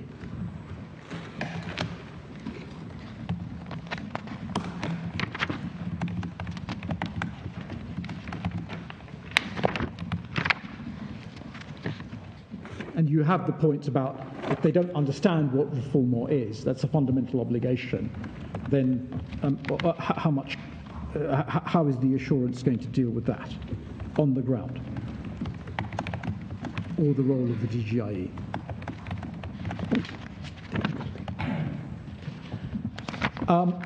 I want to move on very quickly to incentives. This is dealt with in our case at paragraph 61. UNHCR deal with it in their case at 19, Secretary of State 83. The idea is that incentives can deliver. This is not something that shows that the Court of Appeal majority were wrong. It's disagreement territory. Lord Chief Justice referred to incentives at paragraph 511. I just want to make 7 very quick points. First point, a prior condition of an incentive is that you understand or accept that there's a problem. And with regard to refoulement, the Rwandans don't.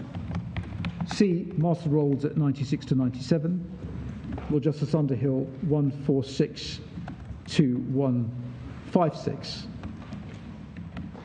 And indeed, the Lord Chief Justice refers to these cases, it accepts that they happened, finds them troubling. Sorry, the reference? So the Lord Chief Justice? At paragraph? 502. Can you just check that?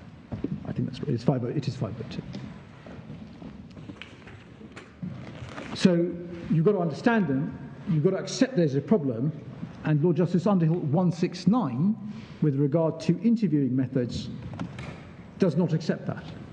He shows that there's an unacknowledged problem, and that is a problem in terms of rectifying defects. by reason of incentive or whatever. Second prior issue is that you've got the capacity to deliver that which is being incentivized. Third point, these aren't just points in the abstract. You've already got the reference to the refoulement cases, and you've got the timeline I gave you. They post-date the MEDP. Some of them date from March 22, just before the MEDP, the month before MEDP was signed. So when it was in prospect, one would think that the Rwandans would have been incentivized then. That's refoulement. Similarly, fourth quick point, reasons. You've got these reasons in May coming out in the way I showed you when the system is already in operation. And again, one would think that there was an incentive to provide proper reasons, as the MOU assures. Yet we had the example I gave you, the day before a divisional court hearing. The fifth point I wanted to make, despite the incentive to bring the system up to the required level of safety, UNHCR were not aware of any training or remedial programs that would do so. And that's Mr. Botnick's statement at paragraph 144, and that is something I don't have a page for you right now. Mr. Botnick, could you, Mr. Wardell, could you help? Is that his first statement? It's a second statement. Second. Second statement, 144. Huh? It's 2855. Thank you, Mr. Wardell. And that's responded to. I'm going to deal with training shortly. That's responded to by the government of Rwanda. They make various claims about training. Mr. Botnick, in his third statement, shows that those claims aren't very well founded. I think the position is that UNHCR wanted to give more evidence, and they'll correct me if I'm wrong, wanted to give more evidence to the Divisional Court about the current state, but because of the cut-off, they weren't able to do so. Sir James, in the best traditions of the advocate, gave you some evidence about, or explained that there was further training. It is something that the UNHCR were not able to deal with. So the cut-off really is a cut-off. The sixth point, in terms of incentivization, is, again, Israel.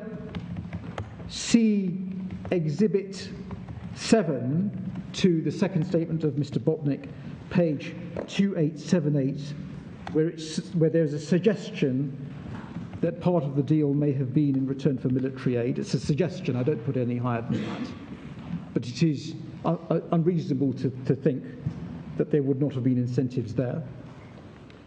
The Secretary of State addresses none of these issues. As regards funding, the seventh point, I've already made the point that the funding at Global was not disclosed to us on the basis that it was irrelevant.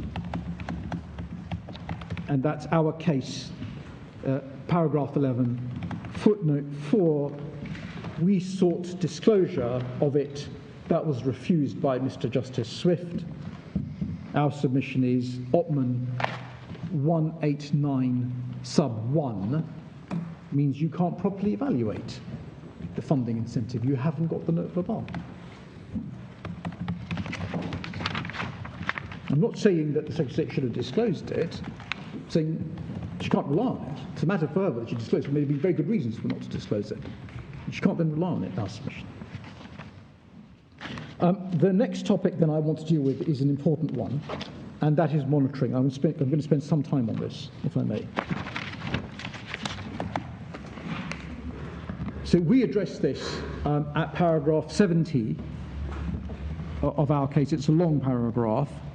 The Secretary of State deals with it at paragraphs 90 to 100 of her case, and the UNHCR deal with this at paragraph 17. Again, Sir James spent some time on it. The Lord Chief Justice obviously did as well, and I will too, if I may. So, we say that the Court of Appeal majority were not wrong in their approach to monitoring, and the Secretary of State doesn't suggest otherwise. All she says is that they gave insufficient weight. It's at paragraph 100. Insufficient weight to the fact that monitoring will cover the entire relocation process from the beginning, and insufficient weight to its capability to pick up any problems and sort them out. That's the Lord Chief Justice at 511. This is disagreement territory. We say, paragraph 70, sub 1, that the Court of Appeal majority took considerable care and did not err as regards this issue. The Master Rolls, paragraph 78, he said this is likely to come too late to affect the risk of these initial asylum seekers facing Article 3 ill treatment. He said it was unclear that these monitoring mechanisms would account sufficiently for the approach to the granting of asylum taken up to now by the Rwandan government. Lord Justice Underhill at 269 cited the Divisional Court at 65, and where they had said, for now at least there's no reason to believe that those bodies won't prove effective. He referred at 271 to that paragraph that it would take time and resources to develop the Rwandan capacity, and he held, Lord Justice Underhill, that the fact that it would take time and resources obviously did not address the immediate term or the short term.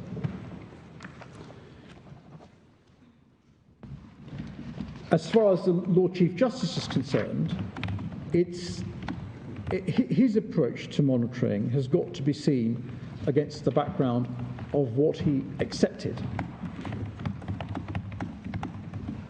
And I can say the same for Sir James, because he does not really mount any disagreement with Lord Justice Underhill or the Master Rolls' conclusions on the evidence. He just points to the MOU and the note verbal and various claims about training to say this is how it should work. So the predicate, we say, of the idea that monitoring is an answer is that the system isn't. The Lord Chief Justice accepts at 493 Lord Justice Underhill's analysis. He says that informs this issue. He accepts at 502 UNHCR's concerns about RSDC bias, training, expertise, and he accepts the expertise of the UNHCR and the relevance of the past, and he accepts the troubling features of the refoulement cases.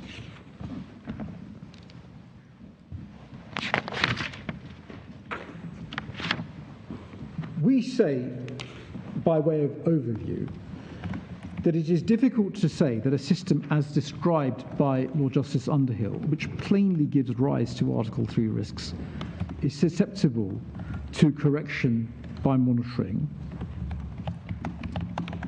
The Secretary's reliance on the Lord Chief is unpersuasive, given what he'd accepted. The monitoring system that's envisaged under the MEDP appears to be premised on a functioning system prone to occasional visible error, not one with fundamental defects as to basic competence.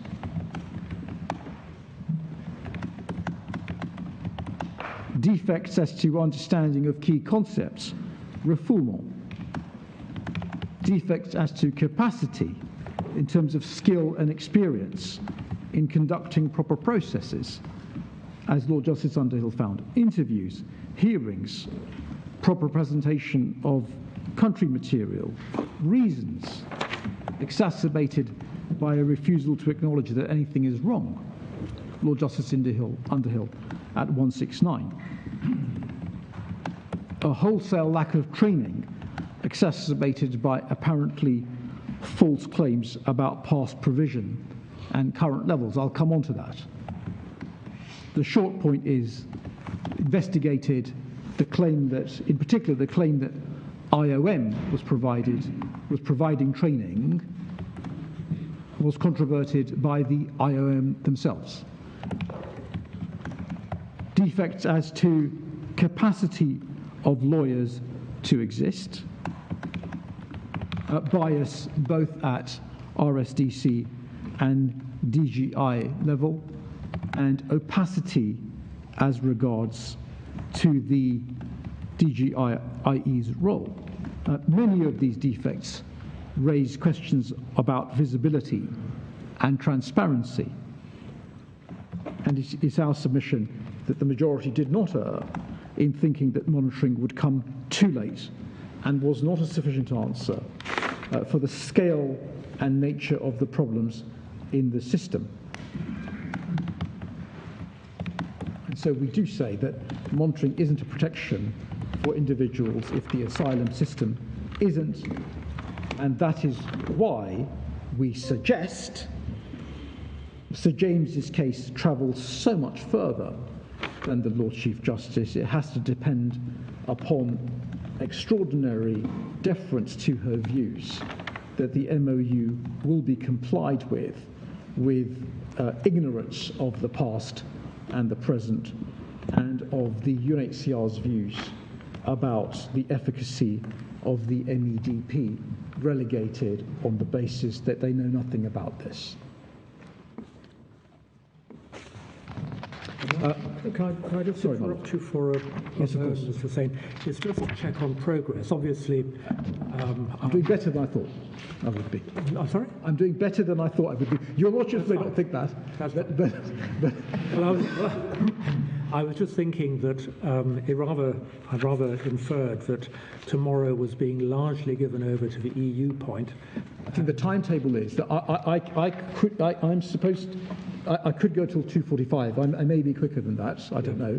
Yeah. But then UNHCR have an hour. Yeah. Sir James, can't remember how long he has, but I think he's going to shave some time off because he went a little bit over. Yeah. I've got 15 minutes. Yeah. I finish at 12 o'clock. It's Mr. Drabble from 12 o'clock tomorrow. That's the agreed timetable. Yes. Lord Panic for the Secretary of State. Yes, you've got a quarter for an hour scheduled for tomorrow. And you're dealing with the... I'm dealing with grounds 1 to 5. Yeah. Ilias. Yes, I was just thinking you've got a certain amount still to cover. I do, but as I said... You're on track. Yes.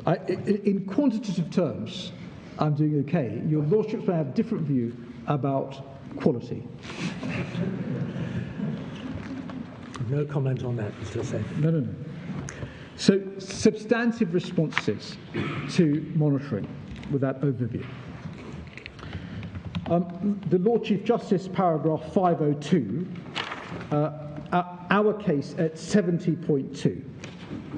The point that I'm just going to make 9 quick points on informal monitoring. Firstly, informal monitoring. So the Lord Chief Justice relied firstly on informal monitoring. But before I get to that, sorry, I should say the first point is paragraph 502 of the Lord Chief Justice. The question that he asked as the question is, we say, not whether the system as a whole can be relied upon, with an implicit suggestion that it is legitimate to balance off bad decisions against generally good ones. I don't say that the system has to be perfect, but the issue isn't whether the system as a whole, with the idea that there's some sort of balancing off. The question, of course, is whether there are substantial grounds for a real risk that the individual won't have access to a safe system. If there's a 65% success rate, it could be said that the system as a whole can be relied upon. That would not be enough. The Lord Chief at 503 says that an important factor is whether monitoring arrangements drive good decision making. That's an incentives argument. You've had my submissions on that already. The starting level, with great respect, is very low. They don't understand reform law. It's very clear.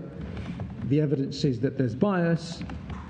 The evidence is that they don't conduct interviews properly, produce country information reports properly. They aren't able to correct these matters overnight. They don't acknowledge that things are wrong and so forth. So informal monitoring is dealt with by the Lord Chief Justice at paragraph 505 of his judgment. It's our case 70.2 and 70.4. Sir James at 97 to 98. The reliance on informal monitoring is speculative and in error. The first point that we make is that the Lord Chief Justice said that shortcomings in interviews, transcripts, interpreters, lawyers, reasons for decision, etc., in accordance with this agreement, would, quote unquote, readily come to light with a good chance of being dealt with. Readily come to light, good chance of being dealt with. First observation, well, what about the good chance that they're not dealt with? The standard is substantial grounds for a real risk. We would also rhetorically ask, what about the shortcomings as to bias or skewed recommendations that are extra-legal that the applicant isn't entitled to see? That's not addressed by the Lord Chief. What about decisions being made for security or political reasons that arise post-consent to transfer and arrival? Compare what the Master Roll said at 104 at the end. He said the problems may come to light, as far as the Rwandans are concerned, after they've consented to transfer. What about recommendations that are made off the books? That's not addressed by the Lord Chief Justice. What about lack of lawyer capacity? How would that be dealt with via monitoring? How about an unfair interview with points of concern not being put? One would need very close on-the-spot monitoring. Not clear how that could be corrected after the event. And the point is really that this is not like, for example, the Oppmann context, where you can have medical monitoring. A doctor can go in every day and examine the individual to see whether they've been tortured. The problems are far more subtle, pervasive, system-wide here. There are issues about visibility.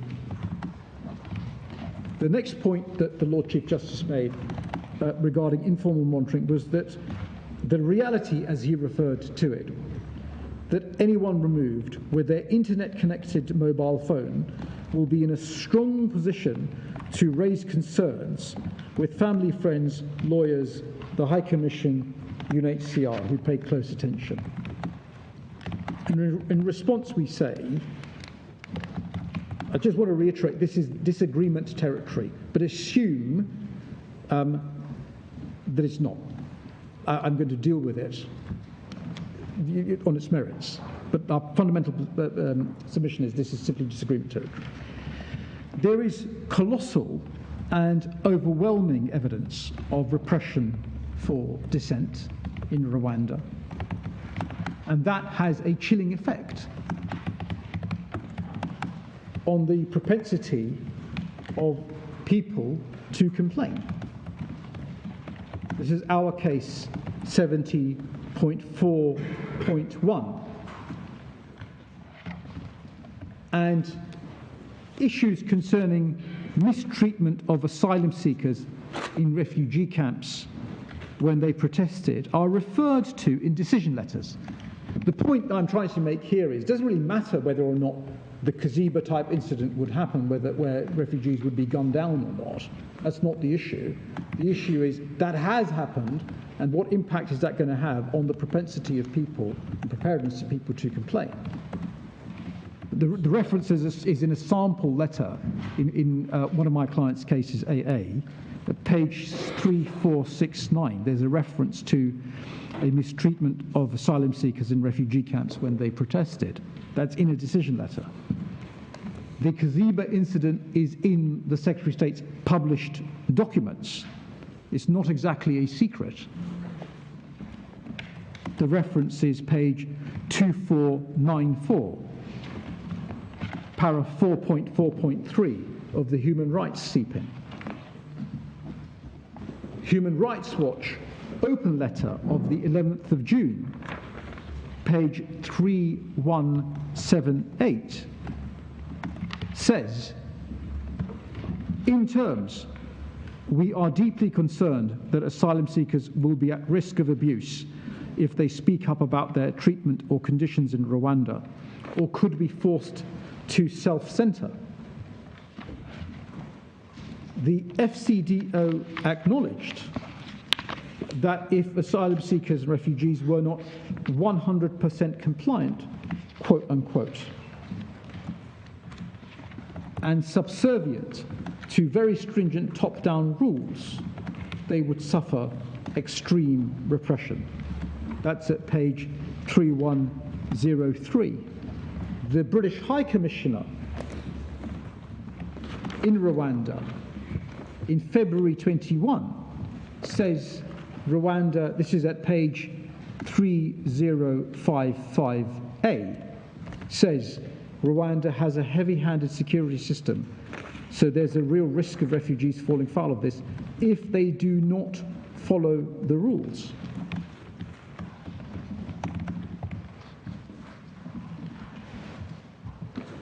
Human Rights Watch describe the intimidation of refugees after the Kaziba incident, page 1658-9. That's an extract from our skeleton argument, paragraph 174 in the divisional court. 1658-9, our skeleton 174, where Human Rights Watch described intimidation of refugees post-Kaziba not to cause trouble or say anything negative about government. In our skeleton, 2 paragraphs down, page 1660, 1660, we referred to senior government of Rwanda officials in 2015 warning refugees not to report attempts to recruit them to fight in military operations. Quite a chilling quote. We have the means to know everything you tell them. Go back to those NGOs and change statements. And then in the context of Israel, those relocated were discouraged to approach Midimar, the predecessor to Minima, the ministry, with threats of non-renewal of documents. And that's Mr. Botnick's second statement, Exhibit 7, page 2889. It's at the top of the page. So overwhelming evidence of repression for dissent and criticism.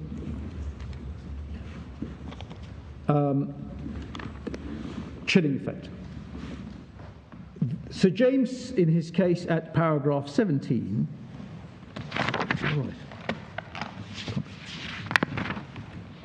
says that others with general or specific interests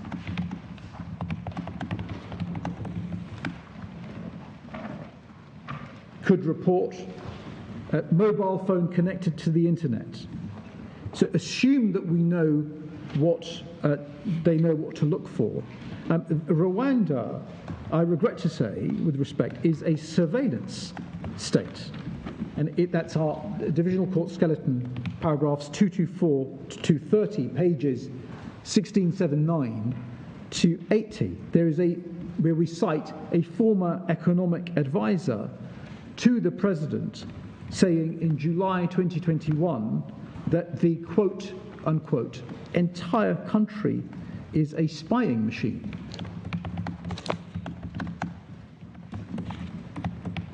And there is colossal evidence of journalists' self-censorship. I'll just give you a couple of references, if I may. So the UNCAT report, the UN Committee Against Torture, page 3050, paragraph 52, it's the second part of the first sentence. The committee remains concerned at consistent reports that political opponents, human rights defenders and journalists have been increasingly harassed and charged with broadly defined offences for any action or position that is deemed to be in contradiction with the action of the Rwandan authorities. And then Diptel, 18th of September 2020, page 3053, para 7, the Constitution provides for freedom of speech, but in practice the fear of arrest or disappearance leads journalists to heavily self-censor. And I'll just give you a couple of references now. Page 3103, this is the FCDO reviewer. And 3105, his bubble. There is no accountability mechanism such as free press. The intel services manage all media houses. No civil society organizations, local human rights organizations. So others, speculative, they would be prepared to intervene. The next point is that it is the DGIE that is to handle complaints. This is our case, paragraph 70.4.4.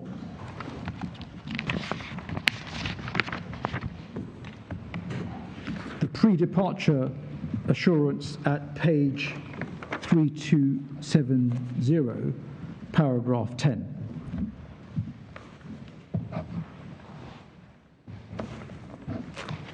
The next point is that the UNHCR, I think it's my 7th point, I think I had 9 short points. I think I'm on the 7th one. UNHCR has no observer status. Now, I noticed, with great respect to him, Sir James hesitating slightly when he made the submission yesterday that the UNHCR would, quote unquote, he said, day-to-day monitor or periodically. There's a history to this, which we describe in our case at 70, where the Home Office had initially, in decision letters, said that the UNHCR would supervise those people who are returned. That was incorrect. It drew an apology, Mr. Gibbs' statement. It's 70.4.2. So we really mustn't come close to that submission that drew an apology to the court and to UNHCR. But the point that I can rest on is that the UNHCR has no observer status in Rwanda. It lacks systemic access, and it is generally not permitted to attend either DGIE interviews or RSD meetings. And my learned friends will I'm sure, give you chapter and verse on that if your lordships desire it.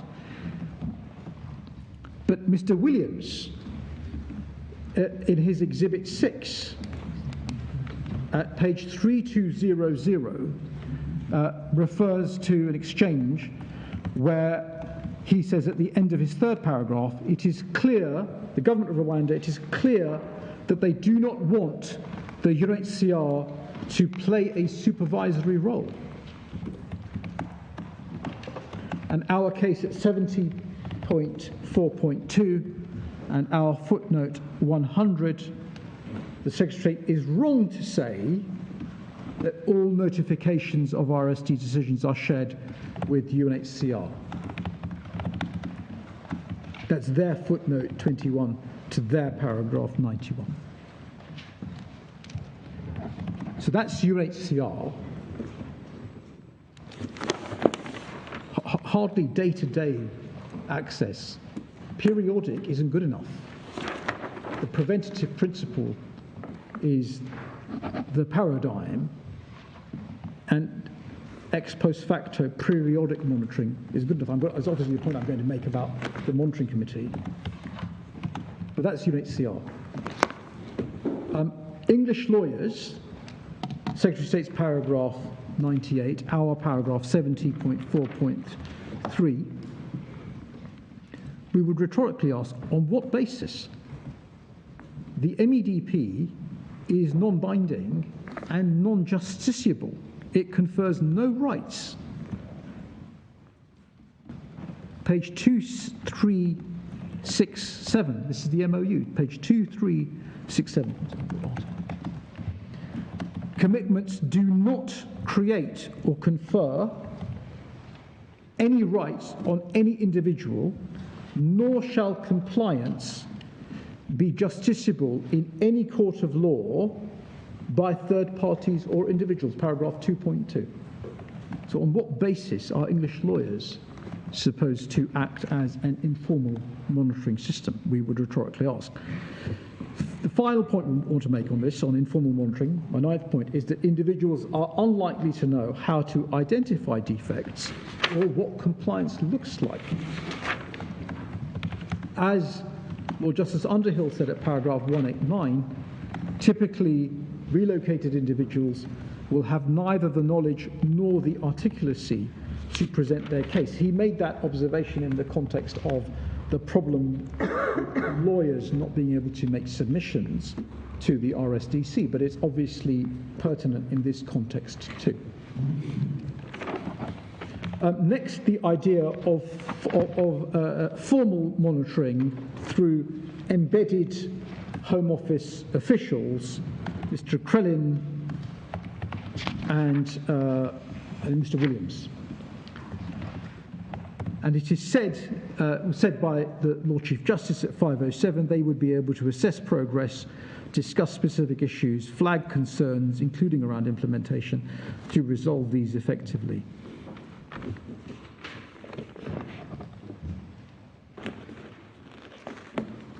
And we address this in our case at 70.3.2. UNHCR deal with it at 18.4. Sir James at 92. Again, the broad point I would make is too little, too late. This would be an answer where you've got a functioning system, an essentially functioning system, with minor errors at the margins rather than one with fundamental defects.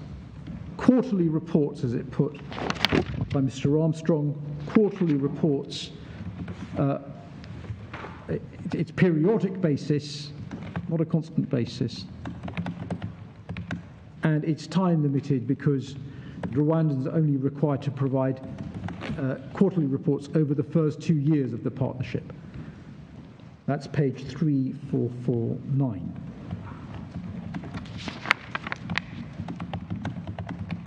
Three points here, if I may. Firstly, the liaison officer's function is not a monitoring function. It is, under the MOU, Article 13.4, page 2371, 13.4, 2371. It is to facilitate coordination under this arrangement. And neither Mr. Krellin nor Mr. Williams describe their role as involving any sort of formal monitoring. Mr. Krellin, paragraphs 5 to 6, page 2735 to 6. Mr. Krellin 2, second statement, paragraph 5. Just give me the paragraph for that, the page number for that. And Mr. Williams, I'll give you the paragraph. Krellin 2, paragraph 5. Mr. Williams, paragraph 4, page 2707. And the Crellin 2 is 2735. Thank you, Mr. Wardell. 2735. 35. 2735 was a reference to Crellin 1. Ah, you're right. Paragraphs 5 to 6. Yeah, no, I wanted Crellin 2. Can't be the same. Crellin 2, paragraph 5. You want to get it? 2757, thank you. 2757, thank you. Sorry, my lord, thank you. The second point I would make, so the first point is they don't describe that, that's not their function. Second point, look at the track record. Unsurprisingly, it's not great as far as monitoring is concerned. Because despite the access provided by the MOU in 13.5, and despite their presence in Rwanda since February of this year, and despite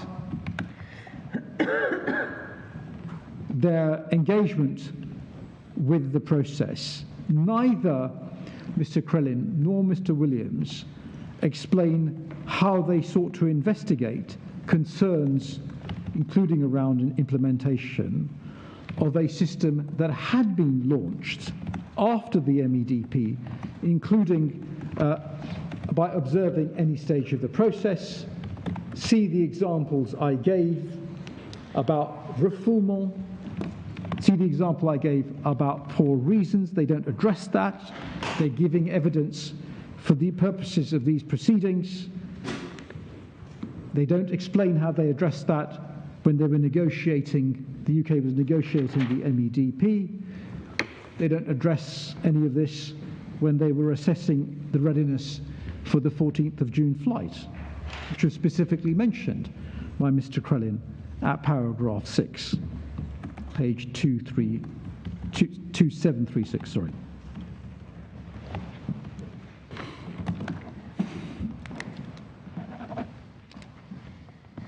Another example, in terms of this idea of formal monitoring through the embedded liaison officers. Can I just ask, are any of these monitoring reports to be published?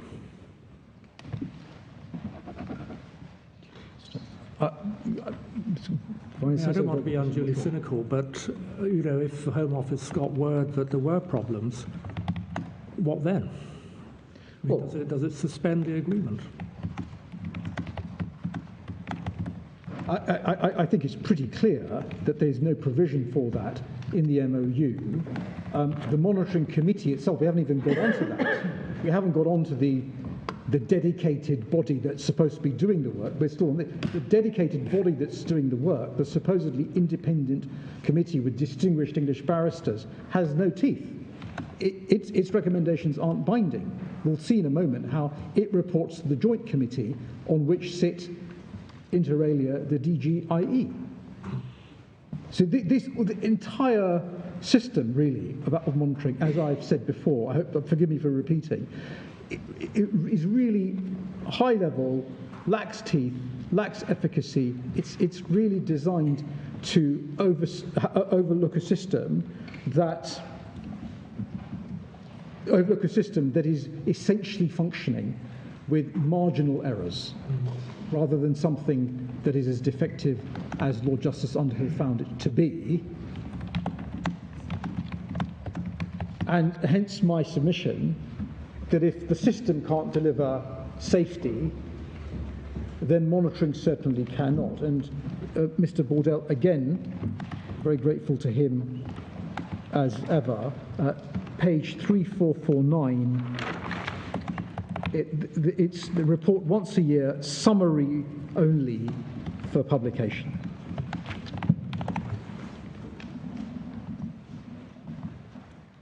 And no automaticity as to suspension, I'm pretty sure. In the MOU, it's not as if that brings it down. The reference I was going to give Sorry, the reference you just gave us, I noted it as 3349, but I wonder if 3449, again, I've got it wrong. No, sorry. My fault, 3449. Thank you. That's the terms of reference of the monitoring committee. Yes. 3449.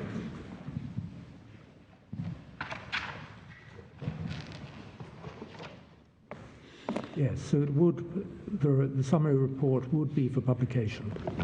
Thank you. The summary only.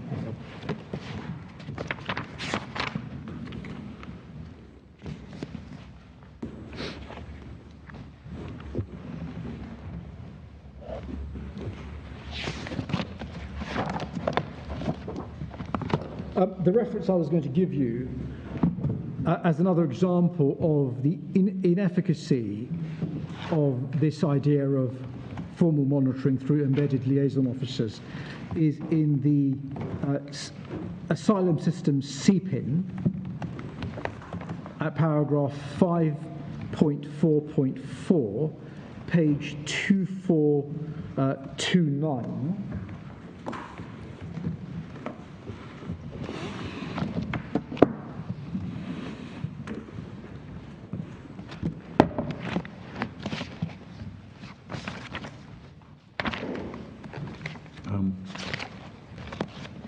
No, not 5.4.4. You mean 4.5.4? 4.5.4, I'm really sorry. Don't know if it's age modelled. 4.5.4. Sorry, I keep getting it wrong.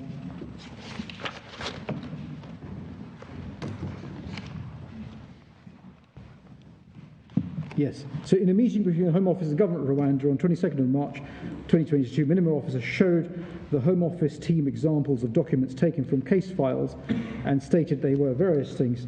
Due to privacy concerns, timing, language barriers, and the scope of experience of the minimum official, the Home Office team were unable to obtain further detail from the source on the substance of their documents. This is the Home Office's CPIN.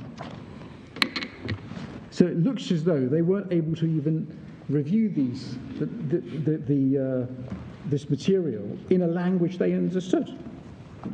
And that's something that's picked up upon by the ARC reviewer for the IAGCI at page 3400, paragraph 116. Page 3400, paragraph 116, where the reviewer says, quote, given the importance of fully understanding the Rwandan asylum system, it is extremely surprising and worrying that resources weren't provided to the Home Office officials to translate these documents and ensure confidential information was redacted before viewing.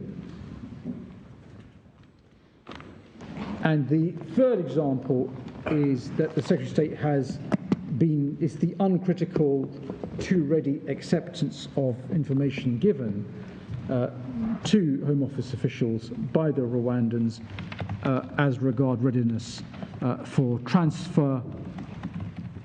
See Williams, Mr. Williams, para 44, just give you one example. Paragraph 44, pages 2716 to 7. So paragraph 44, 2716 to 7. Various claims made by the DGI as regards training, including by the IOM. IOM has, quote, from them, never provided nor is planning to provide such training. Mr. Botnick 3 exhibits a letter from them, Exhibit 6, page 2931. And this was one of a series of very questionable claims about training, which we outlined in our note below at page 2351. Mr. Botnick says training and hiring of Rwandan officials, lawyers, interpreters did not begin in this period.